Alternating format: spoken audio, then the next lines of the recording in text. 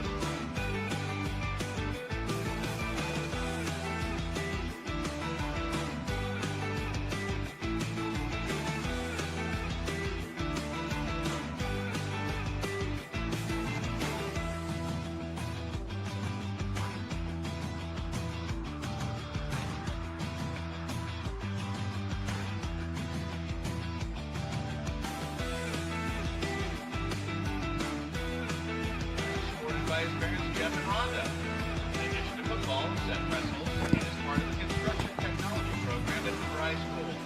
Seth plans to attend college and pursue a career in electrical engineering. Number 43, Seth Dorland. Number 51, David Tully. David is supported by his mother, Tracy Tully. In addition to football, David is involved in interactive media and the literacy magazine at Hoover High School. Dave plans to attend the University of Cincinnati to study business. Number 51, David Tully. Number 54, Jack Zarko. Jack is supported by his parents, Mike and Andrea. In addition to football, Jack plays baseball, is a class president, is a Lakewood leader, involved in student council and National Honor Society. Jack plans to attend Miami University, where he is committed to playing football. And he plans to major in engineering management. Number 54, Jack Zarko. Number 55, Juan Hernandez. Juan is escorted by his... It's time for high school football, presented by Sarshone Auto Group on Q92 and the Q92 Sports Network. The best Stark County football is heard right here all season long. Whether you're in a car, at home, or on the go, the action is live on Q92 and streaming on the Q92 Facebook page, X, and our YouTube channel. Now, let's take you live to the stadium and our broadcast team for tonight's kickoff on Q92 and the Q92 Sports Network. Here they go! Touchdown! Number 59, Brian Gersto. Brian is escorted by his parents, Brian and Marcy. In addition to football, Brian has earned letters from the academic boosters. He volunteers at local organizations. From Memorial Stadium in North Canton, it's time for high school football. Presented by the Sarshone Auto Group on Q92. Good evening, I'm Clint Scroggs along with Brian Beatty and Ryan Bevere as we get set for Rivalry Week, Week 10 in Stark County. And that means the 5-4 Jackson Polar Bears visiting the 7-2 North Canton Hoover Vikings. Jackson had its hot streak extinguished in a 40-9 pounding at home for McKinley last week. Despite the setback, the number 6 Polar Bears clinched a home playoff game in Region 1. Their senior running back Corey Jacobs had only 51 yards last week, but it is within 33 yards of 1,000 for the season. Second in the Federal League with 16 touchdowns. Senior quarterback Lucas Eckerman returned last week for Jackson. Their defense gave up 481 yards, including 316 and 3 touchdowns through the air. But Max Cowles has become a weapon, 197 total yards, receiving and kickoff returns last week. Hoover dropped a tough 20-14 decision at Lake. For the second straight week, the Vikings failed on multiple chances to score the winning points, as 4 passes from the 9-yard line dropped incomplete in the final seconds. Senior running back Jack Andes ran a kickoff back for an 88-yard touchdown. He leads the league with 17 scores, 10 of them receiving. Senior quarterback John Collins, 13 touchdowns, throwing 8 on the ground. Hoover has clinched a spot in the Division II playoffs. A win this week likely will secure a first-round home game, while a loss would not necessarily send them on the road. Jackson won last year, 23-20, snapping a 4-game losing streak. Hoover leads the all-time series 65-29. So Jackson and Hoover meeting here tonight. We have 6 other games on a Score 7 Friday night for Week 10, and in just a few moments you'll be hearing about those games, and a little bit later we'll hear from the head coaches Jay Rohr of Jackson and Brian Baum of Hoover. That's all coming up, so stay tuned. You're listening to High School Football, presented by the Sarshone Auto Group on Q92. And now, Q92. Good evening, everyone. It is Week 10, Rivalry Week of this 2025 Ohio high school football season on the Q92 Sports Network, brought to you by the Sarshone Auto Group. Some are playing for pride. Some are playing for playoff seeding. Some are still playing to get into the playoffs, and some are playing for all of the above. Either way, you better bring it so you can finish off the regular season right. I'm Jay Wilhelm, and I'm live inside Memorial Stadium in Green for the Battle of 619 as the Green Bulldogs face off against the visiting Lake Blue Streaks here tonight. Lake comes in with a record of 7-2, 3-2 in conference play. Those 2 losses have come in the last 3 weeks as they have hit the toughest stretch in their schedule and it doesn't get any easier tonight against a very hot Green team. The Blue Streaks have already clinched a playoff spot as they sit in the top 4 of Division II Region 5, and they will look to keep that position or better it here tonight. The Green Bulldogs enter this evening sitting at 4-5, 2-3 in conference play. Don't let that record fool you, as Green has popped off 3 straight wins against Glen Oak, Louisville, and at Perry, respectively. Once they got healthy, they have found their groove behind quarterback Tyson Hunka and running back Evan Reed. They will look to finish their regular season as strong as anyone here tonight.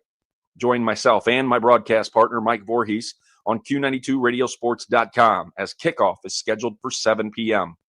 Blue Streaks versus Bulldogs in this Federal League rivalry, live from Memorial Stadium in Green. I'm Jay Wilhelm with the Q92 Sports Network. Rivalry Week is one of the biggest highlights of the year in Ohio high school football, and the Q92 Sports Network has 8 games over the next 2 days of Week 10 action for you. One of them comes with major playoff implications in the IVC, as it's win and you're in for the East Canton Hornets. They're 7-2 on the year and are coming off a 35-6 win at Buckeye Trail. It's their 3rd W in a row, as they've outscored their opponents by a total of 91-9 in that stretch. Offensively, expect the name Aiden Stevens to be said a lot tonight. He has 59 catches on the year, the second most in the area. And defensively, they have a front that can get to the quarterback. 3 players come into tonight's game with 5 or more sacks in 2025. On the other sideline, it's the Malvern Hornets hitting the road with a 6-3 record and in all likelihood will clinch a home playoff game next week with a win. They're coming off a 56-16 home victory versus Tuscarora Central Catholic to get them in the postseason. Malvern's high-power offense is led by the leader in rushing and rushing touchdowns in Greater Canton, Julius Gore. He's totaled just under 1,100 yards on the ground and has amassed 16 touchdowns. They also have the receiver that has the 3rd most receptions in the area in the form of Roy Simmons with 55. These 2 teams have met every year in rivalry week since 2020. Malvern is a perfect 5-0 in those matchups.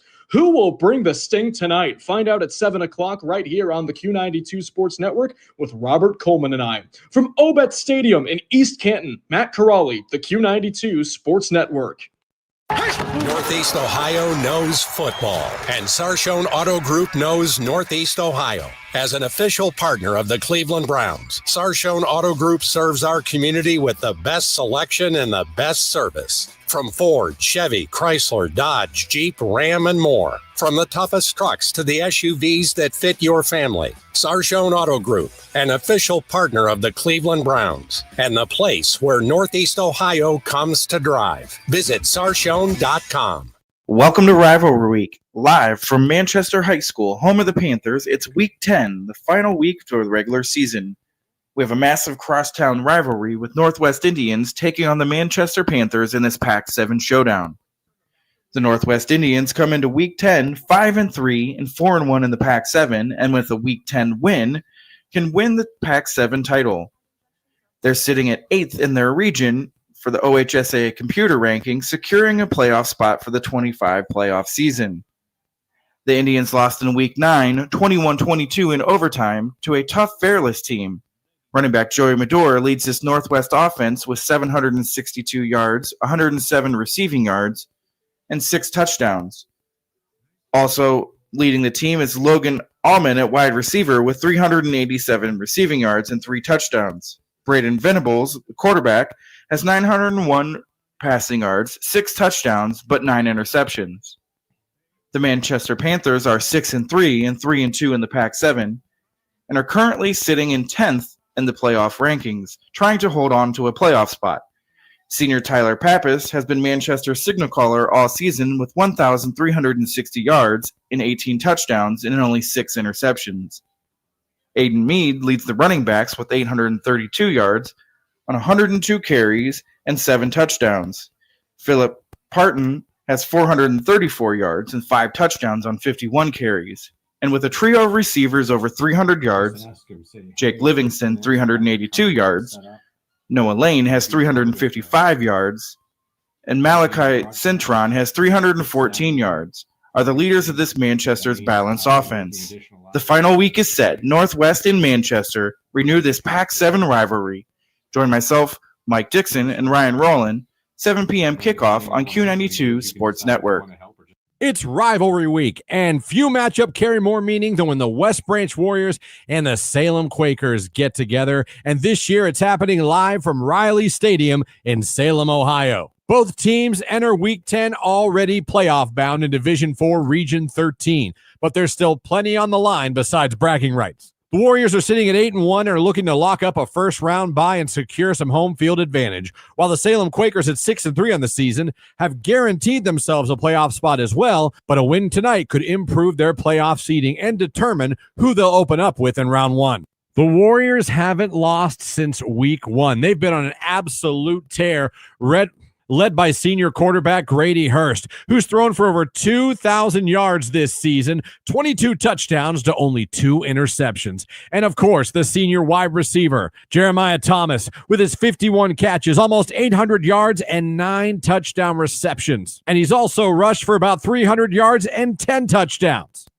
As for the Salem Quakers, they'll be led by their senior quarterback and 3-year starter Cletus Monroy, who's led the team in passing and been one of their top rushers the last 2 years. Salem will also be leaning on their junior running back, Brandon Canna, who's been a key factor for them this season and has rushed for 190 yards and 183 yards in EBC conference games so far this season. It's a rivalry game with playoff implications. West Branch and Salem, live at 7 o'clock on the Q92 Sports Network. RG Drag, Stark County's premier career center, offers programs that prepares its students at the high school level for careers and continued education beyond high school. Upon completion, RG Drag students have an immediate opportunity to obtain a well-paying job in many exciting career fields. We offer everything from culinary, dental assisting, engineering, sports turf and landscape, welding, and so much more. Contact RG Drag to find a program and career that's the perfect fit for you. RG Drag, where careers begin.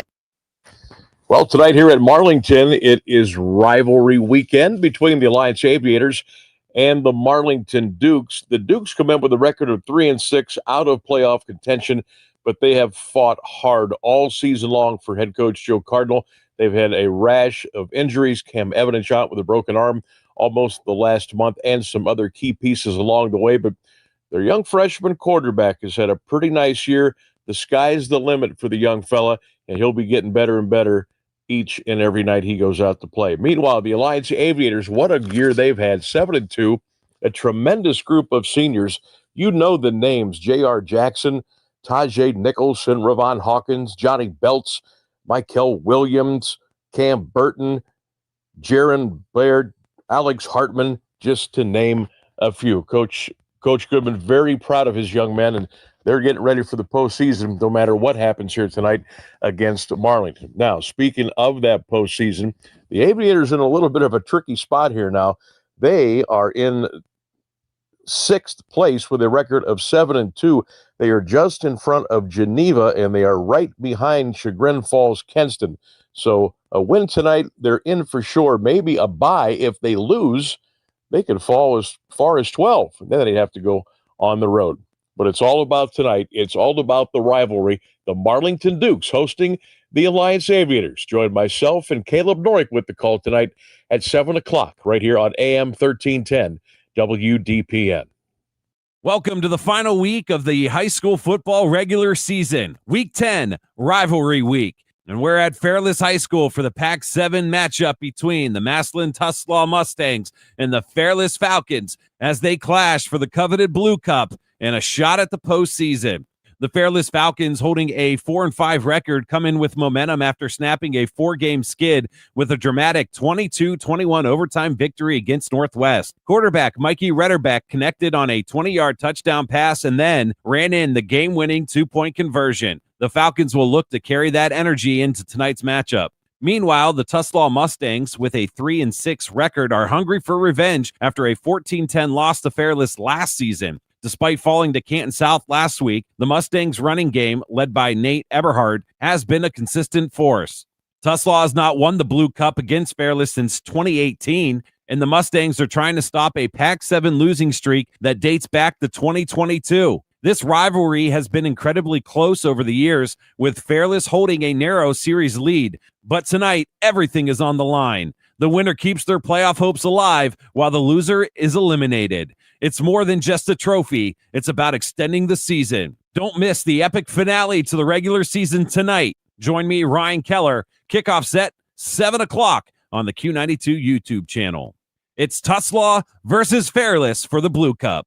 The Q92 Sports Network is your home for the best coverage of high school and Mount Union football and basketball. Be sure you're following us on our social media. Just follow Q92 Sports on Facebook, Instagram, YouTube, X, and Threads. You'll know what games we'll be broadcasting week to week, and we drop photos and videos from all of our high school and Mount Union broadcasts. Be sure to follow Q92 Sports on Facebook, Instagram, YouTube, X, and Threads, and stay connected to the Q92 Sports Network. Back here on Q92, the head coach of the North Canton Hoover Vikings, Brian Baum, and they get set to wrap up their regular season against their traditional rivals, the Jackson Polar Bears, in one of the top games in the county every season. And, Coach, before we get to that game and everything around it, let's talk a little bit about last week's game, a tough loss against Lake. Seemed like you did some real good things in that game, but just came up a little short. How did you see it? Our two keys to victory were to win the battle up front, both offensively and defensively, and win the turnover battles. And Lake won the battle up front. They put pressure on our quarterback. They stymied our run game. And then defensively, we gave a little bit of in the run game, but they had some short porch they scored on, and they popped a screen on us. So overall, the defense wasn't bad. But we tied the turnover battle. We've got to win that turnover battle. We're well aware of that. Like I said, we got hot at the end, but we weren't able to put it in from the 9 there. We were rushing around at the end to win the game. So we just got to finish and, just play a little better, a little more stout up front. It has to be frustrating in some ways to see, things happen in week 9 that you hope you had, fixed or at least addressed during the season, and every coach is up against it, I suppose. How much fundamentally can you work on at this point of the season? We're constantly working on that. You can never get enough fundamentals done, even at the varsity level. Even experienced guys can get better somewhere.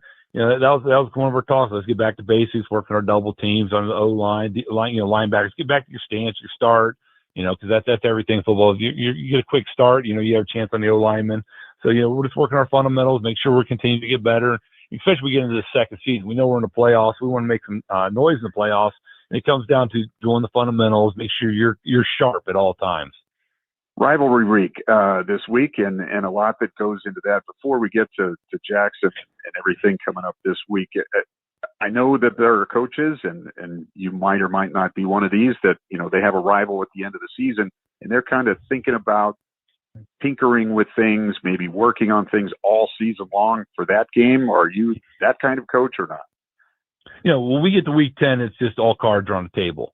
You pull out all stops. You're not holding back for anything. The playoffs are the playoffs. So it's one of those games that's fun to go out and play and just kind of let loose with everybody, the players, the coaches. Everything you built for is week 10, unintentionally, but it's just, it's the culmination of the season, and the second season's after this.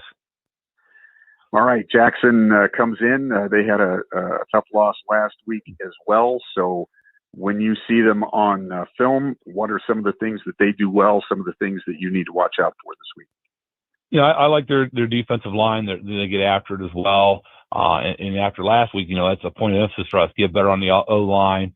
The running back, he's a kid that can make things happen. If the hole's not there, he's a kid that can bounce or cut back. He's a very active back, good wheels. And they've got a good quarterback. They got two good quarterbacks, the junior 17, but Eckerman's got a lot of experience. He's getting healthy. He's getting more confident. He's got nice receivers to go with him. So, when you watch them, they've got the parts and pieces. They're trying to get things put together, and you don't want to be a team where it all clicks for them. All right, that's Brian Baum. He's the head coach of the North Canton Hoover Vikings. They host Jackson this week in Week 10. And, Coach, as always, thank you for your time and good luck this week. Thank you. Go back and relive all the action with Q92 Sports on SoundCloud. Whether it's high school or University of Mount Union football and basketball, we've got you covered from 2016 through today. Catch every thrilling game and heart-pounding moment anytime you want. Q92 Sports is your go-to for local sports action.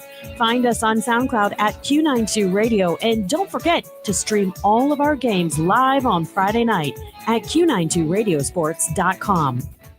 Have a chance right now to talk with the head coach of the Jackson Polar Bears, Jay Rohr, and they get set to take on their Week 10 rival, the Hoover Vikings, this week. But first of all, let's go back, talk a little bit about last week's game against Camp McKinley. Coach, we had talked about how well your team had been playing and how you were able to maybe see some progress there. How would you see that game going? Where do you see the major point where your team obviously was just not able to keep up with Camp McKinley last week? Yeah, first, again, I'll give Coach Parnell and his coaching staff and the Canton McKinley Bulldogs all the credit in the world. I mean, they came ready to play. They came really in all three phases. And I could tell, we could tell early on. And, something I said to the players after the game, I take full responsibility. It starts with me. And when you get beat 40-9, your kids didn't show up ready to play. And that's just it. From the very early snap, we dropped a big third down that we originally caught and got knocked out to be an incomplete pass, and then they go right down and score. So early on, you could just tell that we weren't there, we weren't ready, and again, the end result, it is what it is, and again, has to go to those guys. Well, maybe it's helpful the fact that you have a rival on the schedule this week. When you've had these things happen to you as a player, as a coach, how do you try to get your team to bounce back and kind of shake that off and leave a game like that behind? At this point now, going to the last game, I think, both teams have an idea of what the end result looks like in regards to the postseason and those sort of things. So records are really thrown out when it comes to these games. I believe that holds true on both sides. The terms, we don't like them and they don't like us. And I think this is going to be the 96th meeting between our two schools and third or fourth in the county or even in the area. So I just think we're looking for a great opportunity. I don't think words or anything has to be said. At the end of the day, we're playing for the rail, something that we hold right now, and our players know what's at stake, and we're looking for a great game. Is this a game, some coaches do this, some don't, but is this a game that you're talking about week one, that you're maybe adding a play or looking at something that other team does like all the way through the season to get ready for week 10? I'll be honest. I know probably there's probably certain coaches that maybe do those things, and I can't speak for them or know who that might be. I've certainly heard of things like that happening. That's not necessarily the case here. Again, when I truly say that we go one practice at a time, one game at a time, we certainly do that. I know there's probably certain things that we've done in the off season, like in the summertime, of what teams have done, especially, when you are always going against Perry and the wing tee, you might practice one of those formations or one of those plays, or certainly. So we might have done some of those things in the off season of what collectively each team does, but nothing specifically of what North Canton does. We'll talk about them as far as the X's and O's are concerned. They've had a successful season this year, a couple of tough losses recently, but they come in as a very tough opponent this week. And what do they do that really gives you pause? They've changed their offensive scheme to go more to a passing style to get the ball in space and get the ball in their playmakers' hands. But they do a great job running the ball out of that 10 and 11 personnel. Obviously, it starts with Collins, who's a tremendous quarterback and does a great job, being the leader of that group. He has the ability to run and throw, so we certainly know what he's capable of doing. They got tremendous playmakers, starting with Andy's on the outside that, again, they want to give him the ball in as many ways as possible, whether he's a quarterback, whether he's at receiver, whether he's at the running back position. They kind of move him around all over the field, and it's being disciplined to know where he's at. Doesn't take away any of the the other skill positions because they got tremendous skill at the other receiver spots. And then you got a Division I player in Zarko up front to lead that group. So who has great size. So from an offensive standpoint, they can really attack you in any way, whether it's the quarterback, whether it's the receivers, or the running game with the size up front. They can do it all. And then defensively, they stay true to that 4-man front. I think sometimes they've gotten to a 3-man front, but the Lukens brothers and, like I said, Zarko up front and so forth, they do a lot of great things defensively. They want to force you to run the ball up inside and to their playmakers or to the big guys or to their size, and they do some great things in the back end too. So, and then not to take away their special teams. So they can affect you really, and I think that's the one thing why you said their record is and why they're having such a good season. They can affect you in all three phases of the game. All right, that's Jay Rohr, the head coach of the Jackson Polar Bears. They take on North Canton Hoover this week. Coach, as always, thanks for your time and good luck. I appreciate your guys' time and all you guys do again. Thank you. Northeast Ohio knows football, and Sarshone Auto Group knows Northeast Ohio. As an official partner of the Cleveland Browns, Sarshone Auto Group serves our community with the best selection and the best service. From Ford, Chevy, Chrysler, Dodge, Jeep, Ram, and more. From the toughest trucks to the SUVs that fit your family. Sarshone Auto Group, an official partner of the Cleveland Browns, and the place where Northeast Ohio comes to drive. Visit sarshone.com.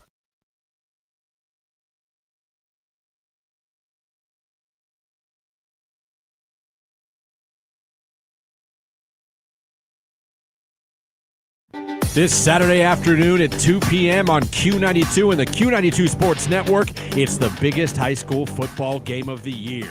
Brought to you by the Sarshone Auto Group. It's the Massillon Tigers traveling to Tom Benson Hall of Fame Stadium to take on their arch rivals, the Canton McKinley Bulldogs. Clint Scroggs, Ryan Keller, and Ryan Bevere will bring you all the action live from the Hall of Fame city. But the action starts early with our special Massillon McKinley pregame show brought to you by Sarda that kicks off at 10 a.m. Hosted by Sam Berkwood and Ryan Keller, live from the Hall of Fame Village and the Gridiron Gastropub. From 10 to 1:45, Sam and Ryan will get you ready for kickoff with an all-star lineup of guests and interviews from Massillon and McKinley legends past and present. Tune in to hear us talk to Canton Mayor William Scheer along with Massillon Mayor Jamie Slutz. We'll also have former Massillon Tiger head coach and current Warren Harding athletic director Rick Shepis, along with former McKinley player and coach Antonio Hall. We'll also be joined by former Massillon Tiger and current Ohio State assistant coach Devin Jordan and former McKinley quarterback and current Chicago Bear Dominique Robinson. Massillon versus McKinley. This Saturday at 2. Coverage starts at 10 a.m. Only on Q92 and streaming live on the Q92 Facebook, YouTube, and X pages. The Q92 Sports Network, your home for the greatest rivalry in high school football. This is high school football presented by Sarshone Auto Group on Q92 and the Q92 Sports Network. Welcome back to Memorial Stadium in North Canton. Clint Scroggs, Brian Beatty, Ryan Bevere getting ready for this matchup between a couple of teams who are in the playoffs, but they'd love to have a victory tonight, not just because it's the rival, but because of their playoff situation, and just because you want to get a win in Week 10 to go into the playoffs on a winning note. Yeah, absolutely. You want to go on a win. Jackson, come off a tough loss last week, got kind of embarrassed against McKinley, so they want to regroup. Hoover, I think it's even bigger for them to get a win. Being in Region 7, you want to have that home game. You don't want to, Region 7's mostly south of here, the Columbus area. So getting that win will lock a home game for them here, and they don't have to go down south an hour out, a 2-hour bus trip. So.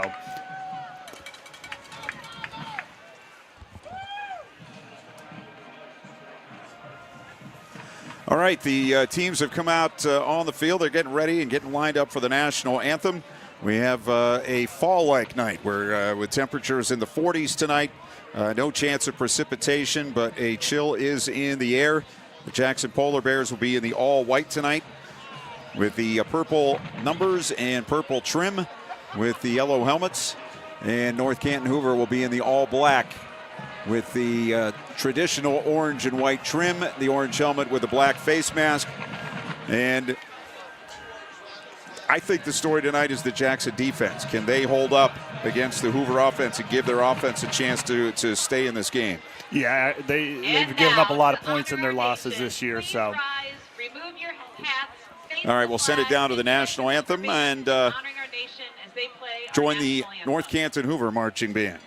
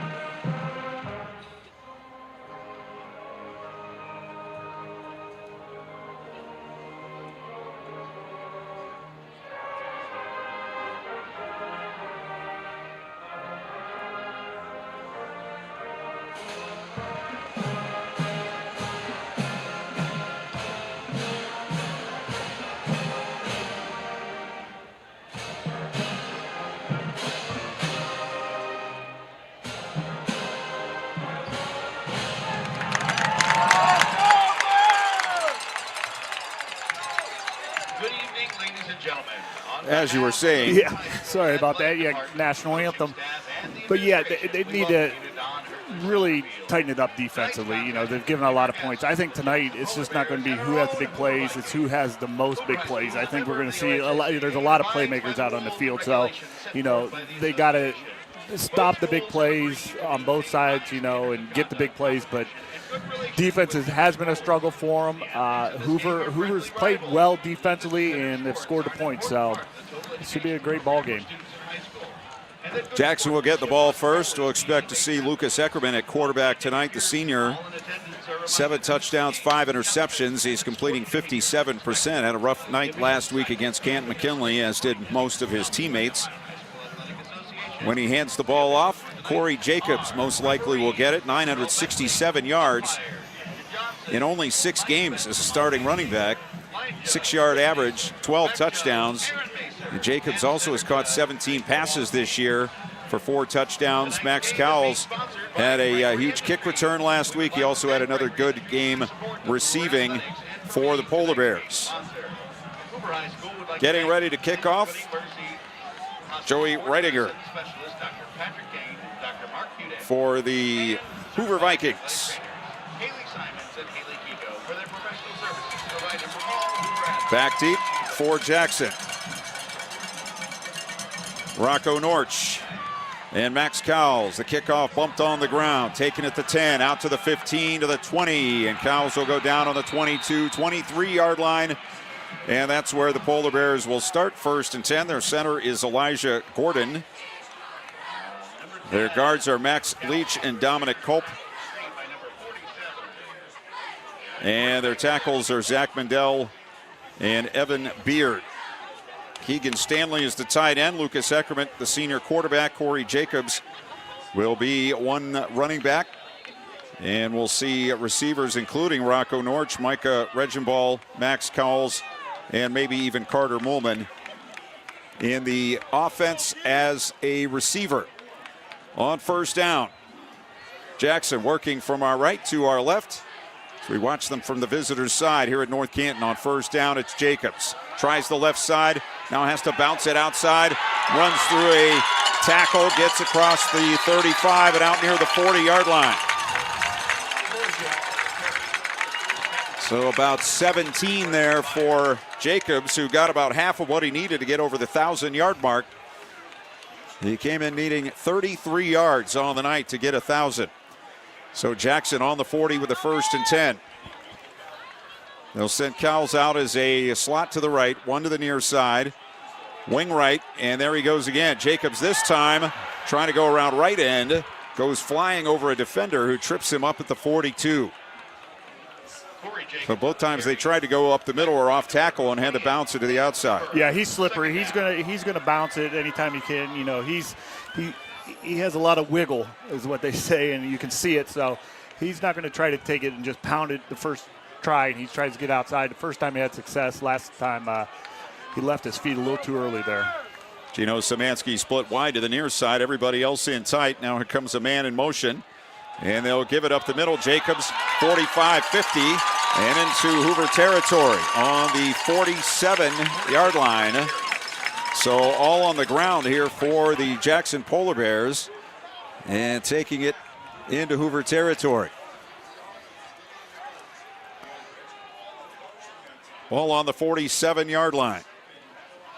As Luke Mazon will come out of the game. They'll have 3 receivers into the near side of the field. Tight end Stanley to the right. And Jacobs the running back. He gets it again. Hoover gets into the backfield.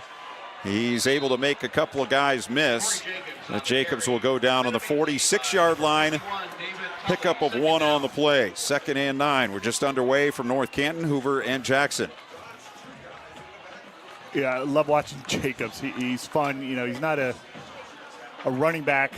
You know, starting off, he started as a wideout. He sits back there, and he doesn't even put his hands on his pants. He just has his hands to his side, just like, give me the ball, and I'm ready to go. This time empty backfield, 2 out to the right, 3 to the near side. 2nd and 9 for the Polar Bears. Lucas Eckerman in the pistol. North Canton jumps offside, and the play is stopped. So it'll be 5-yard mark off against the Hoover Vikings. So that'll move it down to the 41-yard line and set up a 2nd and 4. They bring the tight end and 1 receiver back in and get that 4th receiver out. Actually, 2 receivers coming out. Plenty of time on the play clock, and they come out with 1 back, wing right. Now he comes in motion. That's Cowles, and they're going to give it up the middle. Jacobs again. Jacobs inside the 35 to about the 32-yard line. And Corey Jacobs safely over the 1,000-yard mark here on the first possession of the ball game. Yeah, Coach Baum was, you know, kind of upset with their defensive line last week, and right now they're Jackson's taking it right to them. Well, they're not the first team that's had trouble handling that other team's running game last week, but Jackson, a different kind of running game. Here is a give to Jacobs, tries the left side, nothing there, cuts back to his right, and don't know how he got to the 30-yard line, but he did. He got the ball with a defender staring him right in the face. Looked like it was going to be a sweep to the near side, and he basically stopped and just changed direction back to the right and picked up 2. Yeah, 2-yard gain with probably 4 or 5 missed tackles. He's a highlight every time he touches the ball. Out to the right, 1 receiver, 3 to the near side. Here's Eckerman. Rolling left, throwing near sideline, and it's caught right at the sideline by Szymanski on the 18, and it's a first down. 12-yard catch by Gino Szymanski, who had 24 coming in, which was 4th on the team. Max Cowles leads with 30. Norch and Regibald each with 26. So it'll be a 1st and 10 here for Jackson with 8:10 to go in the first period. Polar Bears have had it from the outset. They'll send 2 out wide to the right, 1 to the left, man in motion right, whistles and flags. And it is a false start on the Polar Bears, so the first mistake of the night for Jackson. Will march them back to the 23-yard line, where it will be 1st and 15. I would think with the explosive Hoover offense, Jackson would really love to hold on to the ball most of the game tonight. Yeah, if you're going to draw up a drive, this is what you want. Two receivers each way. Jacobs to the right of his quarterback. And it's a fake. It's a throw down the middle. It's caught. 10-5 touchdown. Rocco Norch makes the grab and scores his 2nd touchdown of the season. Touchdown pass number 8 for Lucas Eckerman. And Jackson on the board first. A great play there. Just an RPO drawn up perfectly. He held the fake with the running back, drew that strong safety up, and that tight end slipped right behind him and wide open for the touchdown. Cooper Mazier for the extra point. He's only missed one this year, and a nice job by the holder on a low snap, and the kick is up and through. Timeout with 8:03 to go in the first quarter from North Canton. It's Jackson 7, Hoover nothing. You're listening to High School Football presented by the Sarshone Auto Group on Q92.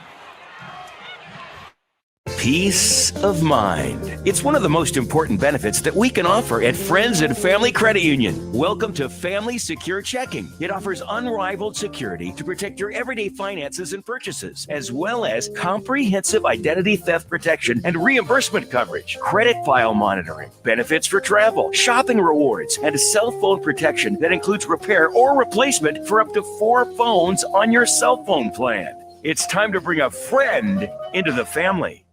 This is high school football presented by Sarshone Auto Group on Q92 and the Q92 Sports Network. Back into the Vikings, number 23, Bryson Byer. Jackson will kick off. Cooper Mazier will kick off to Bryson Byer, who was one of those back deep for the Hoover Vikings.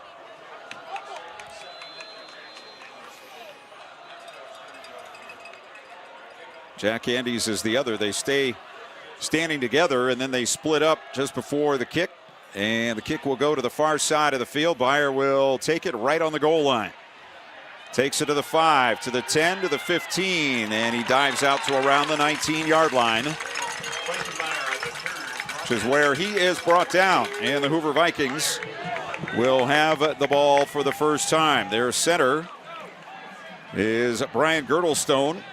Wyatt Vizzini and Nolan Martin are the guards. Jasper Reitz and Jack Zarko are the tackles. Receivers are Bryson Byer, Michael Stater, Aiden Kavanaugh, Jack Andes, Drake Cooper. We'll hear all those names tonight. Andes, of course, the leader. He's rushed for 435, and he's caught for 637 this season, and a county leading 17 touchdowns. Here's a give up the middle, and it is Andes coming from the wing. And he takes it up the middle to around the 25-yard line. So that's about a 6-yard pickup for Jack Andes, the senior. Could call him Slash. He's got a bunch of slashes by his position there on the roster.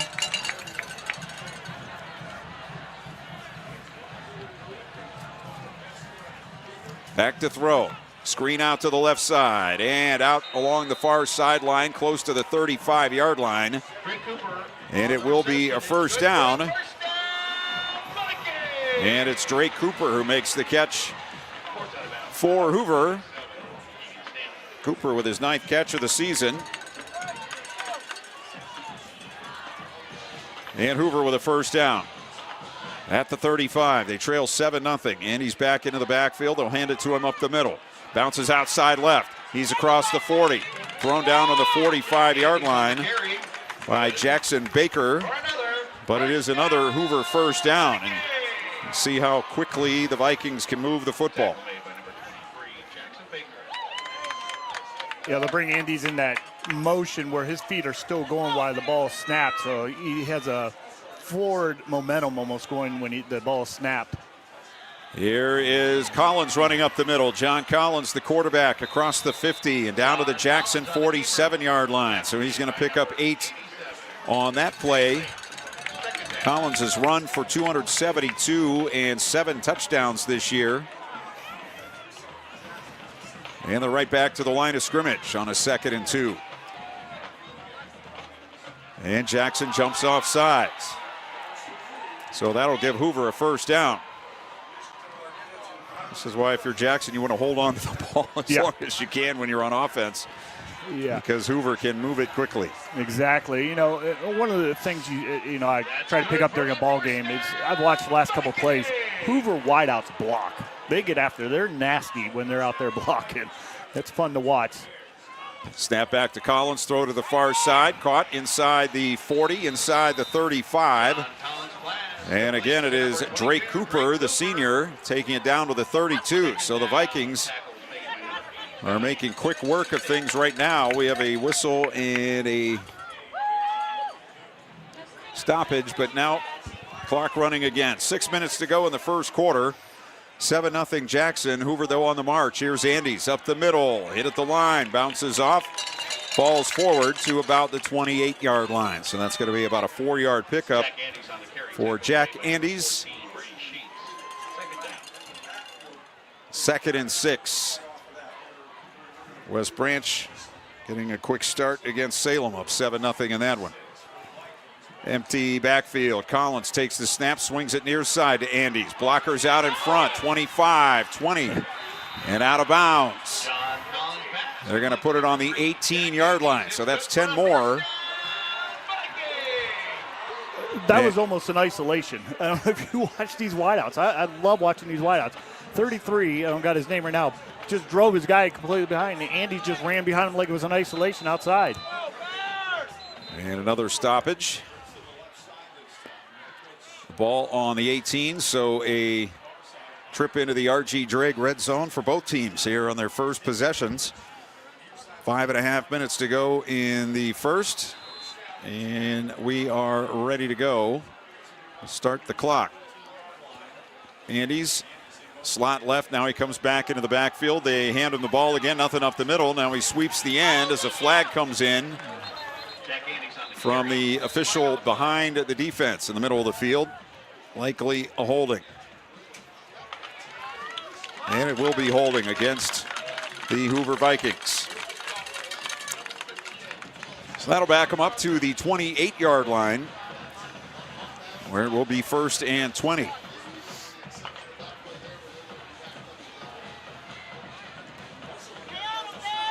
Alliance up on Marlington, 7-0. They got an interception return for score. Louisville is at Worcester tonight. Keep an eye on that game. Minerva up 7-0 on Carrollton. Early days. Here is a flip forward to Andes, running around left end. Another flag down. Andes turns the corner, nearly got through, but he's tripped up on the 20. And we might have another hold here against Hoover.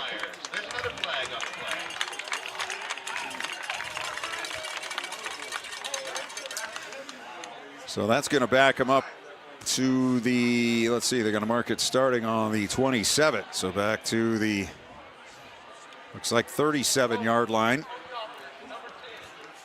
They have to go down to the 8 for a first down.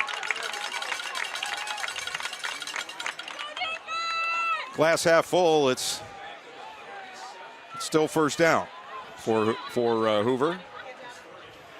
First and a long way. So they'll come out with 3 receivers to the near side, 1 out to the left, a back to the right of the quarterback. And Collins back to throw, pulls it down, he's going to run, and he's sacked. Jackson with a sack out at the 40-yard line. Wilhelm Martinez with the sack. He'll spot it on the 39.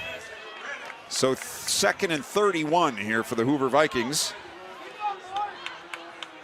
Yeah, they were trying to set up a screen to the left there, and Jack did a good job dropping back.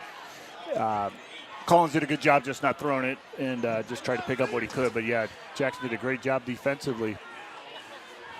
2nd and 31 on the 39. Collins empty backfield. Back to throw. Pulls it down. Throws over the middle and incomplete. He was hit again as he threw it, as it was intended over the middle for Michael Stater. But the pass low as Collins got hit, and he comes up shaking that right hand a little bit. Got hit from behind. And it will be 3rd and 31 for the Vikings, who had a very promising drive. Delayed anyway by a couple of holding calls and then a sack. Collins looking to the far side for the play. 4:10 to go in the first quarter. Jackson up 7-0.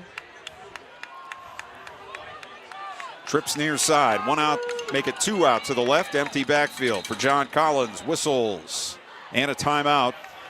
Friends and Family Credit Union timeout for Jackson. Will take it. 4:10 left in the first. 7-0 Polar Bears. You're listening to High School Football Presented by the Sarshone Auto Group on Q92. The Q92 Sports Network is your home for the best coverage of high school and Mount Union football and basketball. Be sure you're following us on our social media. Just follow Q92 Sports on Facebook, Instagram, YouTube, X, and Threads. You'll know what games we'll be broadcasting week to week, and we drop photos and videos from all of our high school and Mount Union broadcasts. Be sure to follow Q92 Sports on Facebook, Instagram, YouTube, X, and Threads, and stay connected to the Q92 Sports Network. This is high school football presented by Sarshone Auto Group on Q92 and the Q92 Sports Network. 4:10 to go in the first quarter from North Canton. Hoover trailing Jackson 7-0, and they have a 3rd and 31 on the Polar Bears' 39-yard line. I misspoke earlier. I said Louisville was at Worcester. That game is at Louisville tonight. Leopards trying to get their way into the playoffs as Collins back to throw on 3rd and long. Hit as he throws it. Ball is out, and they're calling it incomplete, I believe, and it will be 4th down. A Hoover player is down behind the play. One of the offensive linemen down as the Vikings were unable to protect the quarterback on the last 2 plays. And we'll see what Brian Baum decides to do here on 4th and 31 on the plus 39-yard line. But right now he's out there on the field with the trainers taking a look at one of the offensive linemen who is down for Hoover back on his own 48-yard line.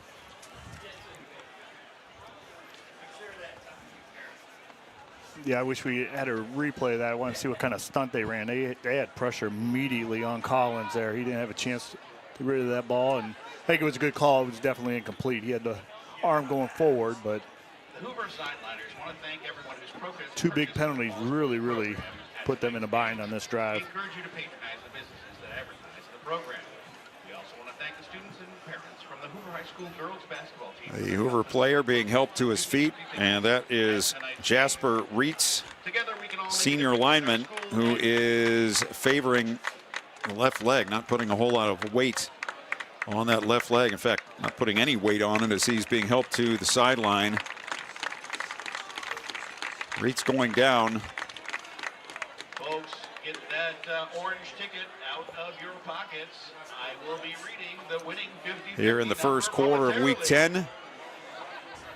And the punt team is out The winning 50-50 number for tonight's for game Hoover. is 118-870. Jack Andes is their punter. He averages about 36 yards per kick, and he has 7 landing inside the 20-yard line. Cowles back at his 10, awaiting the punt. Good snap, no rush. Kick is high and short and taken by Cowles on a fair catch on the 19-yard line. So 20 yards on the punt, no return. And Jackson with a 7-0 lead will take over again, 1st and 10 on their 19 with 3:57 to go in the first quarter. Reminder, we will be at Tom Benson Hall of Fame Stadium in the Hall of Fame Village tomorrow. Join us at 10 for the pregame show. Sam Berkwin, Ryan Keller, and a cast of thousands. And then Ryan will join me for the call on that game from Tom Benson Stadium. Looking forward to that, of course. McKinley and Massillon, number 136 tomorrow. First down, handoff to Jacobs, hit in the backfield and dropped for a loss.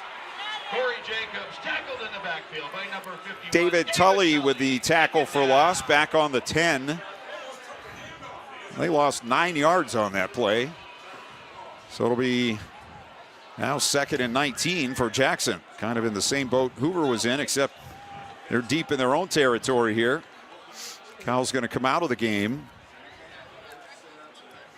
Got to be some miscommunication on up front on that play. That was Hoover could have took the handoff on that play. Back to throw. Quick swing out to the right. Jacobs has it, turns upfield to the 10, to the 12, and he is bumped down On a nice play by Hoover's Carter Lukens, the senior makes the tackle after a very short gain. And it is 3rd and very long here for the Polar Bears. He got only 1 on the play. So it'll be 3rd and 18 for Jackson on their own 11-yard line. Manchester up on Northwest 6-0. Malvern the same score ahead of East Canton in the first quarter. All these games, or most of these games, have playoff implications.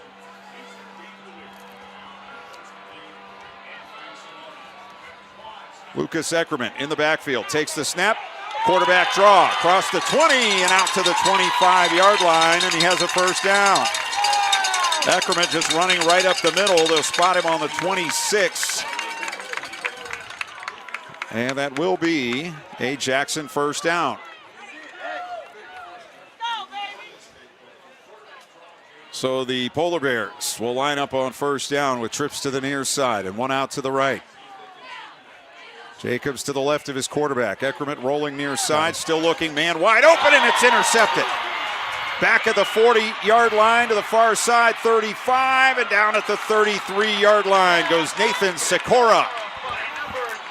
A higher pass, and it might have been a touchdown for Jackson, but instead the other way it goes for North Canton. Yeah, Sikora made a heck of a play there. They rolled out here to the left to Jackson's sideline. Eckerman watched the the wide out here to this side, read him, brought the defensive back up, and if he just got a little bit higher, that would have been a touchdown for Jackson, but great defensive play instead.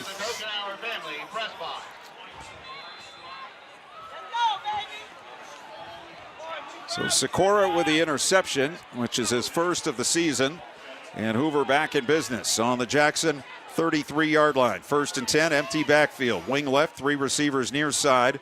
1 to the far side. Collins going to run it up the middle. Breaks a tackle and takes it inside the 30 to the 28-yard line.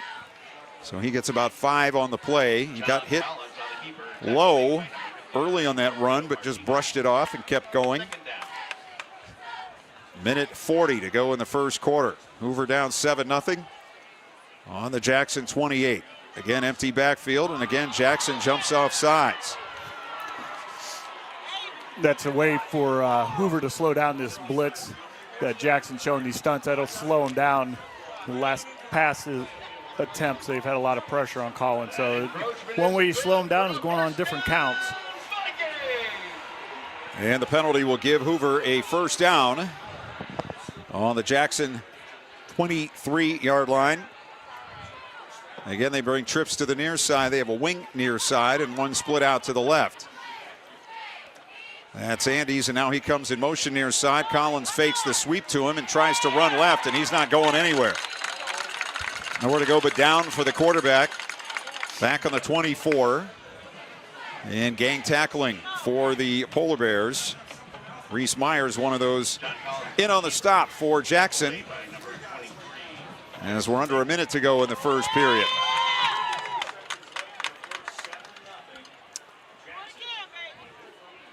Hoover with a 2nd down and 11. Loss of 1 on that last play. Collins alone in the backfield. Again, trips near side. 1 split to the right. Here's a throw to Andes on the near side. 30, 25. A flag is down. And we might have another illegal block here against the Hoover Vikings. Chris Carter was out here blocking for Andes. And again, they're going to get a hold against Hoover.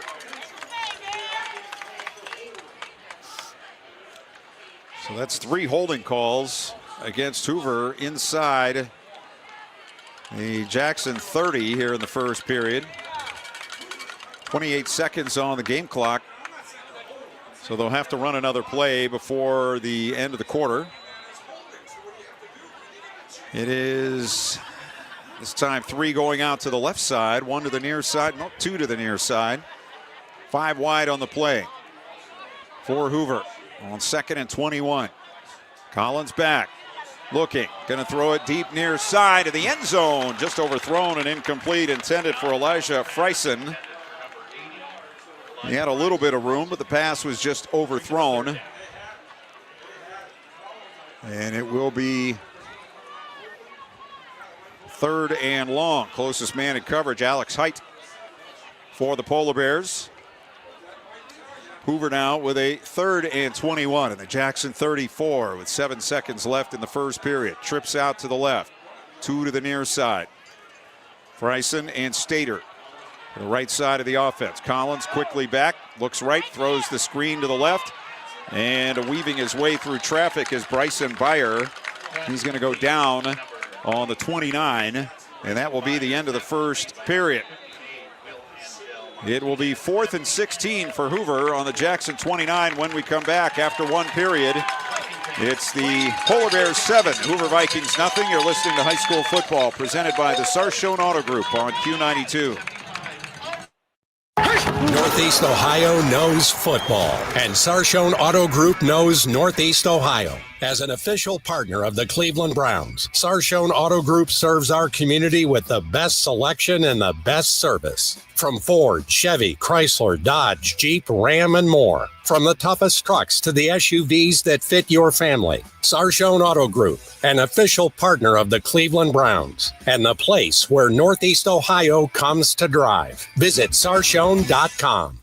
This is high school football presented by Sarshone Auto Group on Q92 and the Q92 Sports Network. 7-0, Jackson leads Hoover here at North Canton. After one period of play, other scores have West Branch up on Salem 14-0 in the first quarter. Lake leads Green 3-0. Malvern 6, East Canton 0. Manchester up on Northwest 14-0. And Alliance leading Marlington 7-0. Tuslaw and Fairless going at it. After one there, it is Fairless 7 and Tuslaw 6. The Hoover Vikings with a 4th and 16 on the Jackson 29 have the offense on the field. So they now work from our right to our left. Trailing 7-0. The first play of the second quarter. Collins back, 3-man rush. Now a spy comes in, deep throw near side, ball in the air and incomplete. Andy's juggling it along the sideline, was not able to pull it in. And it will be a turnover on downs for the Hoover Vikings. Jackson will take over on their 29, 1st and 10. I didn't think they had any chance to complete that pass, but pretty close when it all ended. Kind of got tipped there at the end and kind of tipped right into Andy's arms, and he had to turn completely around. It would have been a heck of a catch if he could have made it, but just putting themselves in tough offensive positions, getting these penalties, getting so far behind the sticks. Szymanski out to the left. Norch to the near side. Tight end and a wing to the left. Actually, it's Cow's near side. He goes in motion.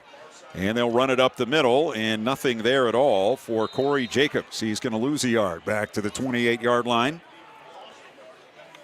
Green up on Lake now 7-3. Early second quarter. Green, with a win tonight, could get in the playoffs. Some other things would have to happen, but that would be a big win for them point-wise to be able to knock off Lake. I think they deserve to be in the playoffs. They're a really good ball team. 2nd and 11. Back to throw. Eckerman in trouble. Gets away from one man, and he's not going to get away from the rest. They'll get him back around the 24, 25. Thought maybe they got a hand on the face mask, but no flag from the referee, who was about 10 feet behind the play. So the sack back to the 24 will make it 3rd down and about 15 or 16. So the Polar Bears will send Jacobs out as a receiver to the left. With Szymanski, they'll have trips to the near side. Eckerman in the pistol, takes the snap, 4-man rush, steps up, looking over the middle, holds on to the ball, and he's going to go down. At the 25, he actually picked up a yard on the play, but it will be a 3 and out here for the Polar Bears, who went right down the field on their first possession. The interception, and now the 3 and out on their next 2. And it'll be Cooper Mazier to punt it away. He averages 37.5 per kick. With a long on the season of 59. 2 back deep for the Vikings, standing on their 40-yard line. Mazier awaiting the snap. He'll hit it from the 15, gets it away quickly. Nice high kick. And it's taken on the 35-yard line. Andy's falling backwards. Calls for the fair catch. They will spot it on the 36-yard line. So 39 on the punt, no return.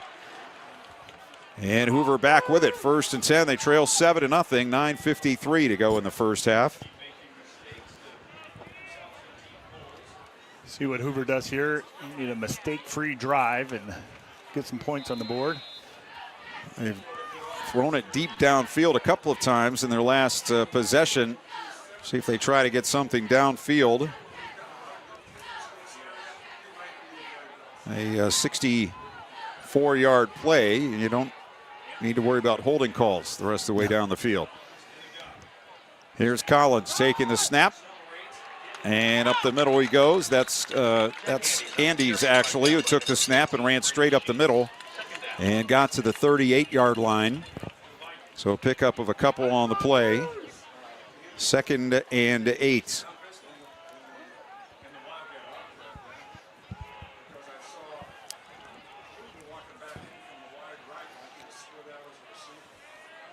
They look to the far side for the play. Collins back in the backfield as the quarterback. As a man to his right, that's Michael Lameline. And back to throw Collins. Going to throw it near side.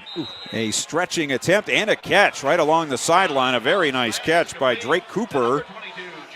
Picking it off with the fingertips and keeping the toes in bounds up to the 46-yard line. That's a first down. Great catch by Cooper there. Fully extended, kept his feet in bounds, and made a nice catch. Hoover right back to the line of scrimmage. Again, it's Andy's in the backfield. Now he and Collins will switch. They'll send 3 out to the right. And the Polar Bears jump offside for the 3rd time in this first half. And I think it's been the same player each time, the left defensive end. So it is moved over the 50 to the 49 of the Polar Bears, where it will be 1st and 5. So 3 offsides against Jackson and 3 holding calls against Hoover so far in this first half. 1st and 5. Collins takes the snap, fires near side. Again, it's caught. And again, it's Drake Cooper. And again, he goes out of bounds. Tackled on the play by Jackson Baker. And it'll be a first down for Hoover as they spot it on the 43-yard line. 6-yard pickup on 1st and 5. Caught Coach Rohr there, bringing that defensive lineman over and having a few words. Maybe watch the ball. That always helps. Yes. 2 out to the right, 1 to the near side. Andy's to the right, now to the left of Collins in the backfield. Collins, hands off. Andy's up the middle, has a hole, takes it inside the 40.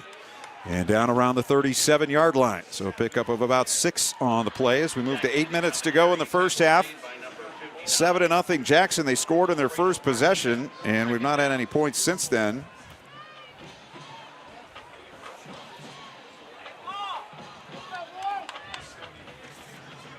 Trips out to the right, 1 to the near side. They look to the far side for the play call. They also have a wing to the right side of the offense. Collins alone in the backfield. And the pistol. Takes the waist-high snap, looking to throw. Now he's going to run.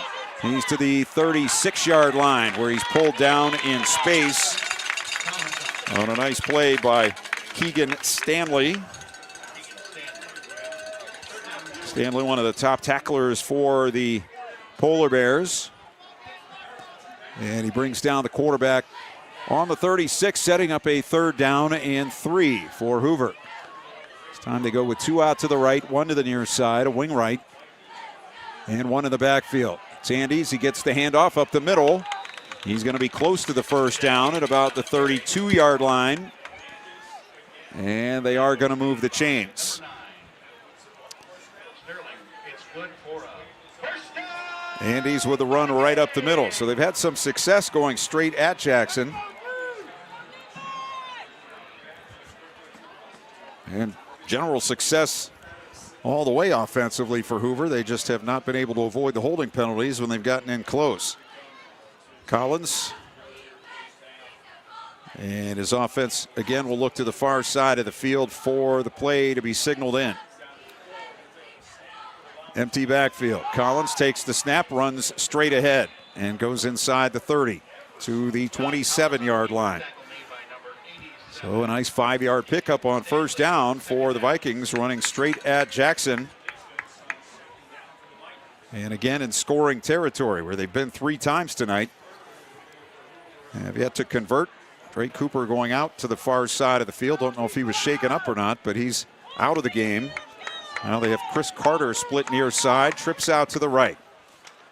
Andy's the inside man, comes to the backfield. They hand him the ball up the middle, bounces off a tackler, gets to the outside.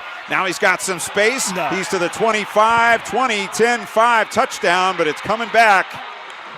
They're going to call it back on a block by one of the receivers downfield. And I take it you didn't agree with that call. No, they're going to call a block in the back. I think he was standing there, and the guy basically ran into him. That was a tough call there. But, yeah, they've shoot themselves in the foot again. But I've had 2 of these holding and blocking back penalties that I haven't agreed with, but that's come from an offensive coach. But yeah, that's a tough one. So instead of a touchdown, or what looked like a touchdown, it's going to be on the 32-yard line. So the 4th major penalty of this first half against Hoover. With 5:41 to go in the half, Vikings still down 7-0. It is second down and just a little over 10 actually on the 32. Collins back, quick throw over the middle. Andy's catches, juggling catch, but it's a very short gain to about the 28-yard line. So it'll be second down. Second down and about 6, or third down at 6, according to the down marker. I've honestly lost track on this set of downs. So it says 3rd and 6. We'll go with that. Man in motion out of the backfield. Collins back. Looks right.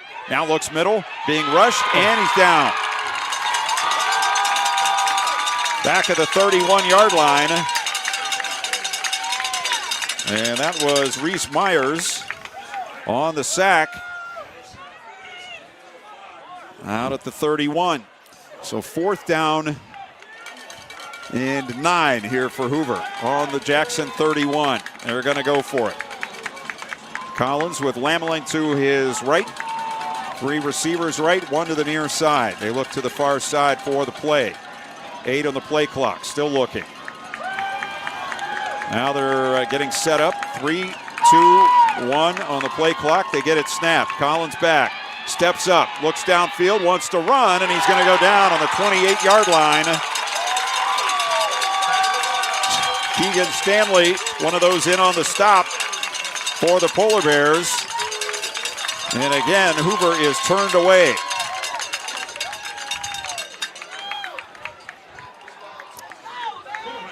So the ball on the 28 for Jackson, now 1st and 10 with 4:17 to go in the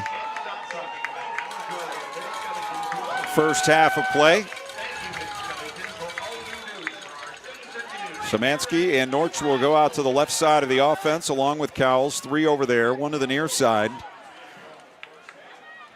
which is Micah Regenball.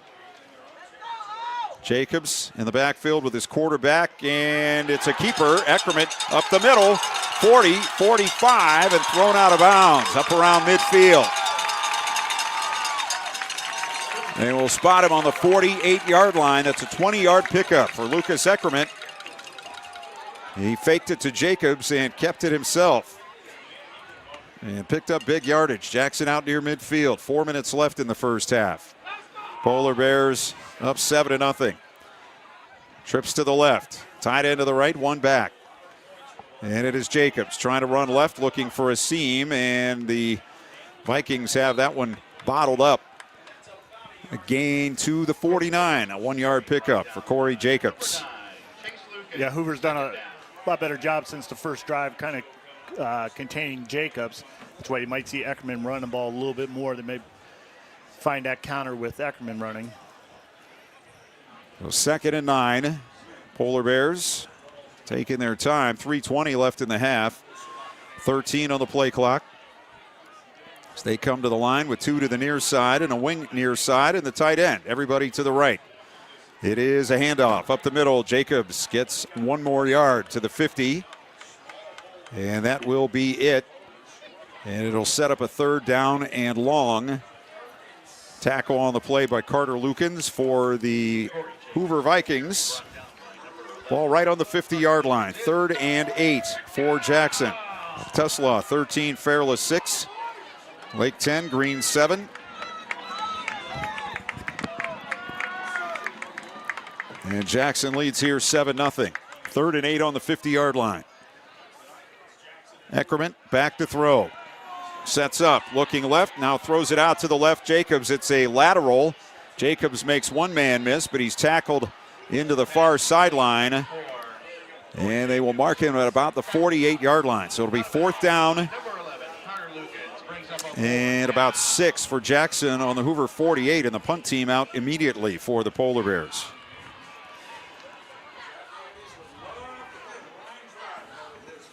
Andes and Byer back around their 10-yard line, awaiting the kick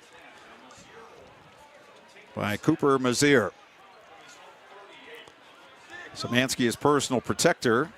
Guess you have to look for a fake here, but it's a snap back to the punter, and he hits a tumbling kick to the far side, and a fair catch taken by Byer on the 17-yard line for the Hoover Vikings. 31 on the punt. No return. So Hoover now with 1:45 and 3 timeouts, trying to get back even in this game before halftime. Yeah, offensively, they've had plenty of success. It's just the penalty just really hurt them tonight so far.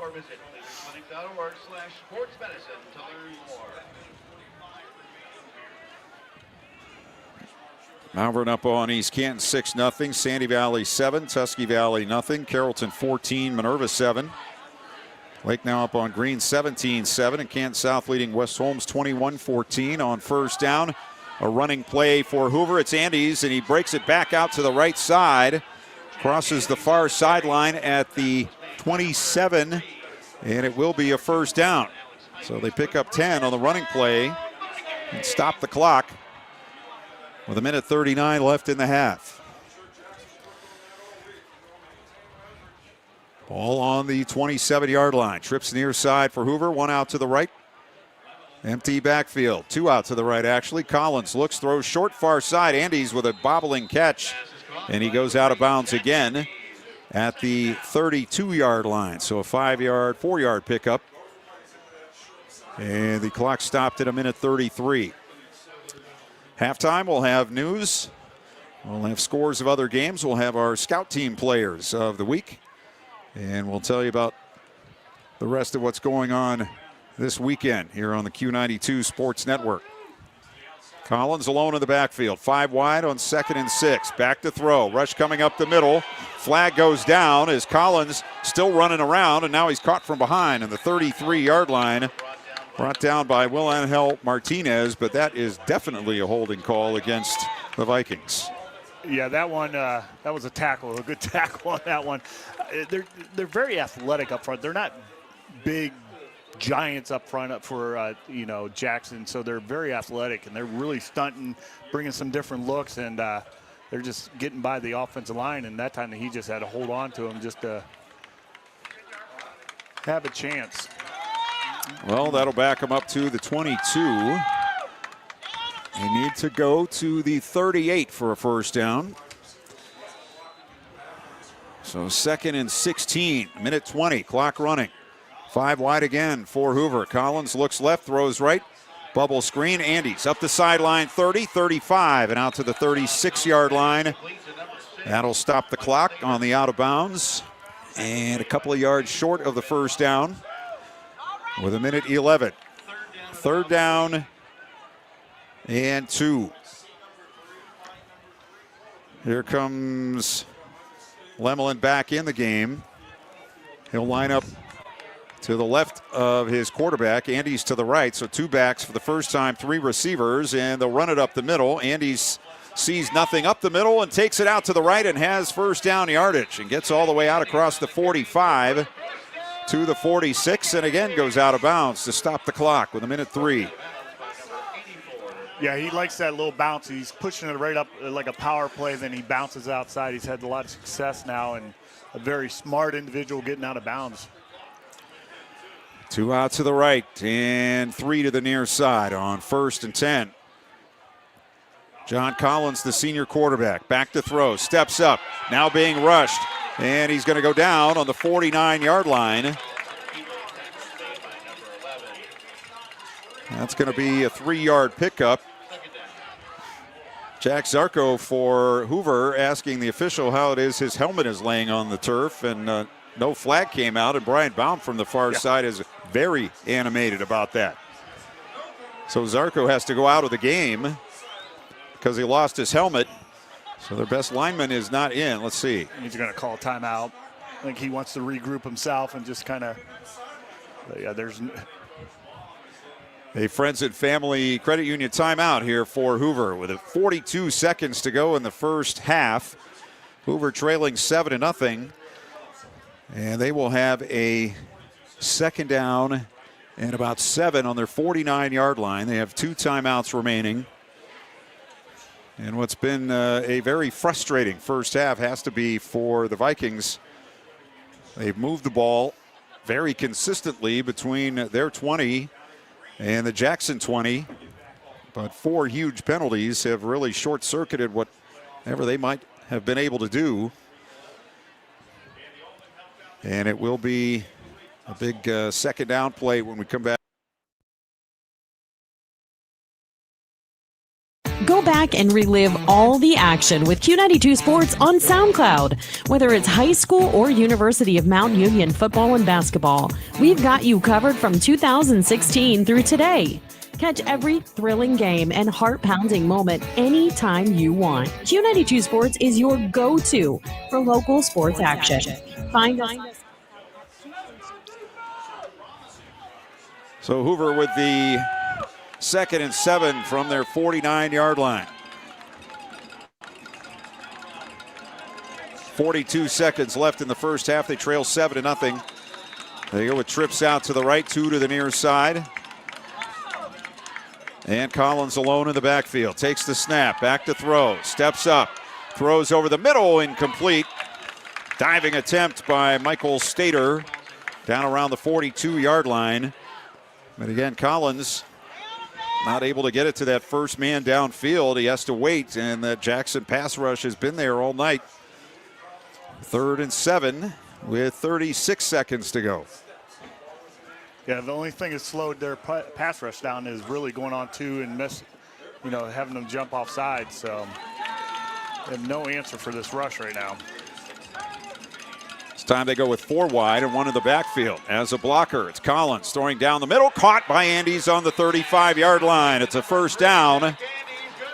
Tackle by Alex Height, but a good throw by Collins, and Andes snatched it out of the air, but wait, not so fast. It's going to be a penalty against Jackson. In the backfield, the flag was thrown by the referee, and it will be added on to the end of the play. So apparently a personal foul of some kind. So from the 35, it'll go down to the 20. So Hoover in the RG Drake red zone with 31 seconds to go in the first half. Hoover down 7-0, and now we're going to get a timeout by Jackson. So the Polar Bears take timeout. Their 2nd of the half, and we'll take it with 31 seconds left in the half. 7-0, Jackson on top. You're listening to High School Football presented by the Sarshone Auto Group on Q92. That was hands to the face on the guy, Reese that time. His helmet just didn't come off, but he did the same thing. He came right up underneath Zarko. And one more big thank you to Cleveland Clinic Mercy Hospital Sports Medicine, who are proud to be Hoover's official healthcare system, providing athletic. Well, that's a big penalty. That's 15 more yards. Yep. Cleveland Clinic.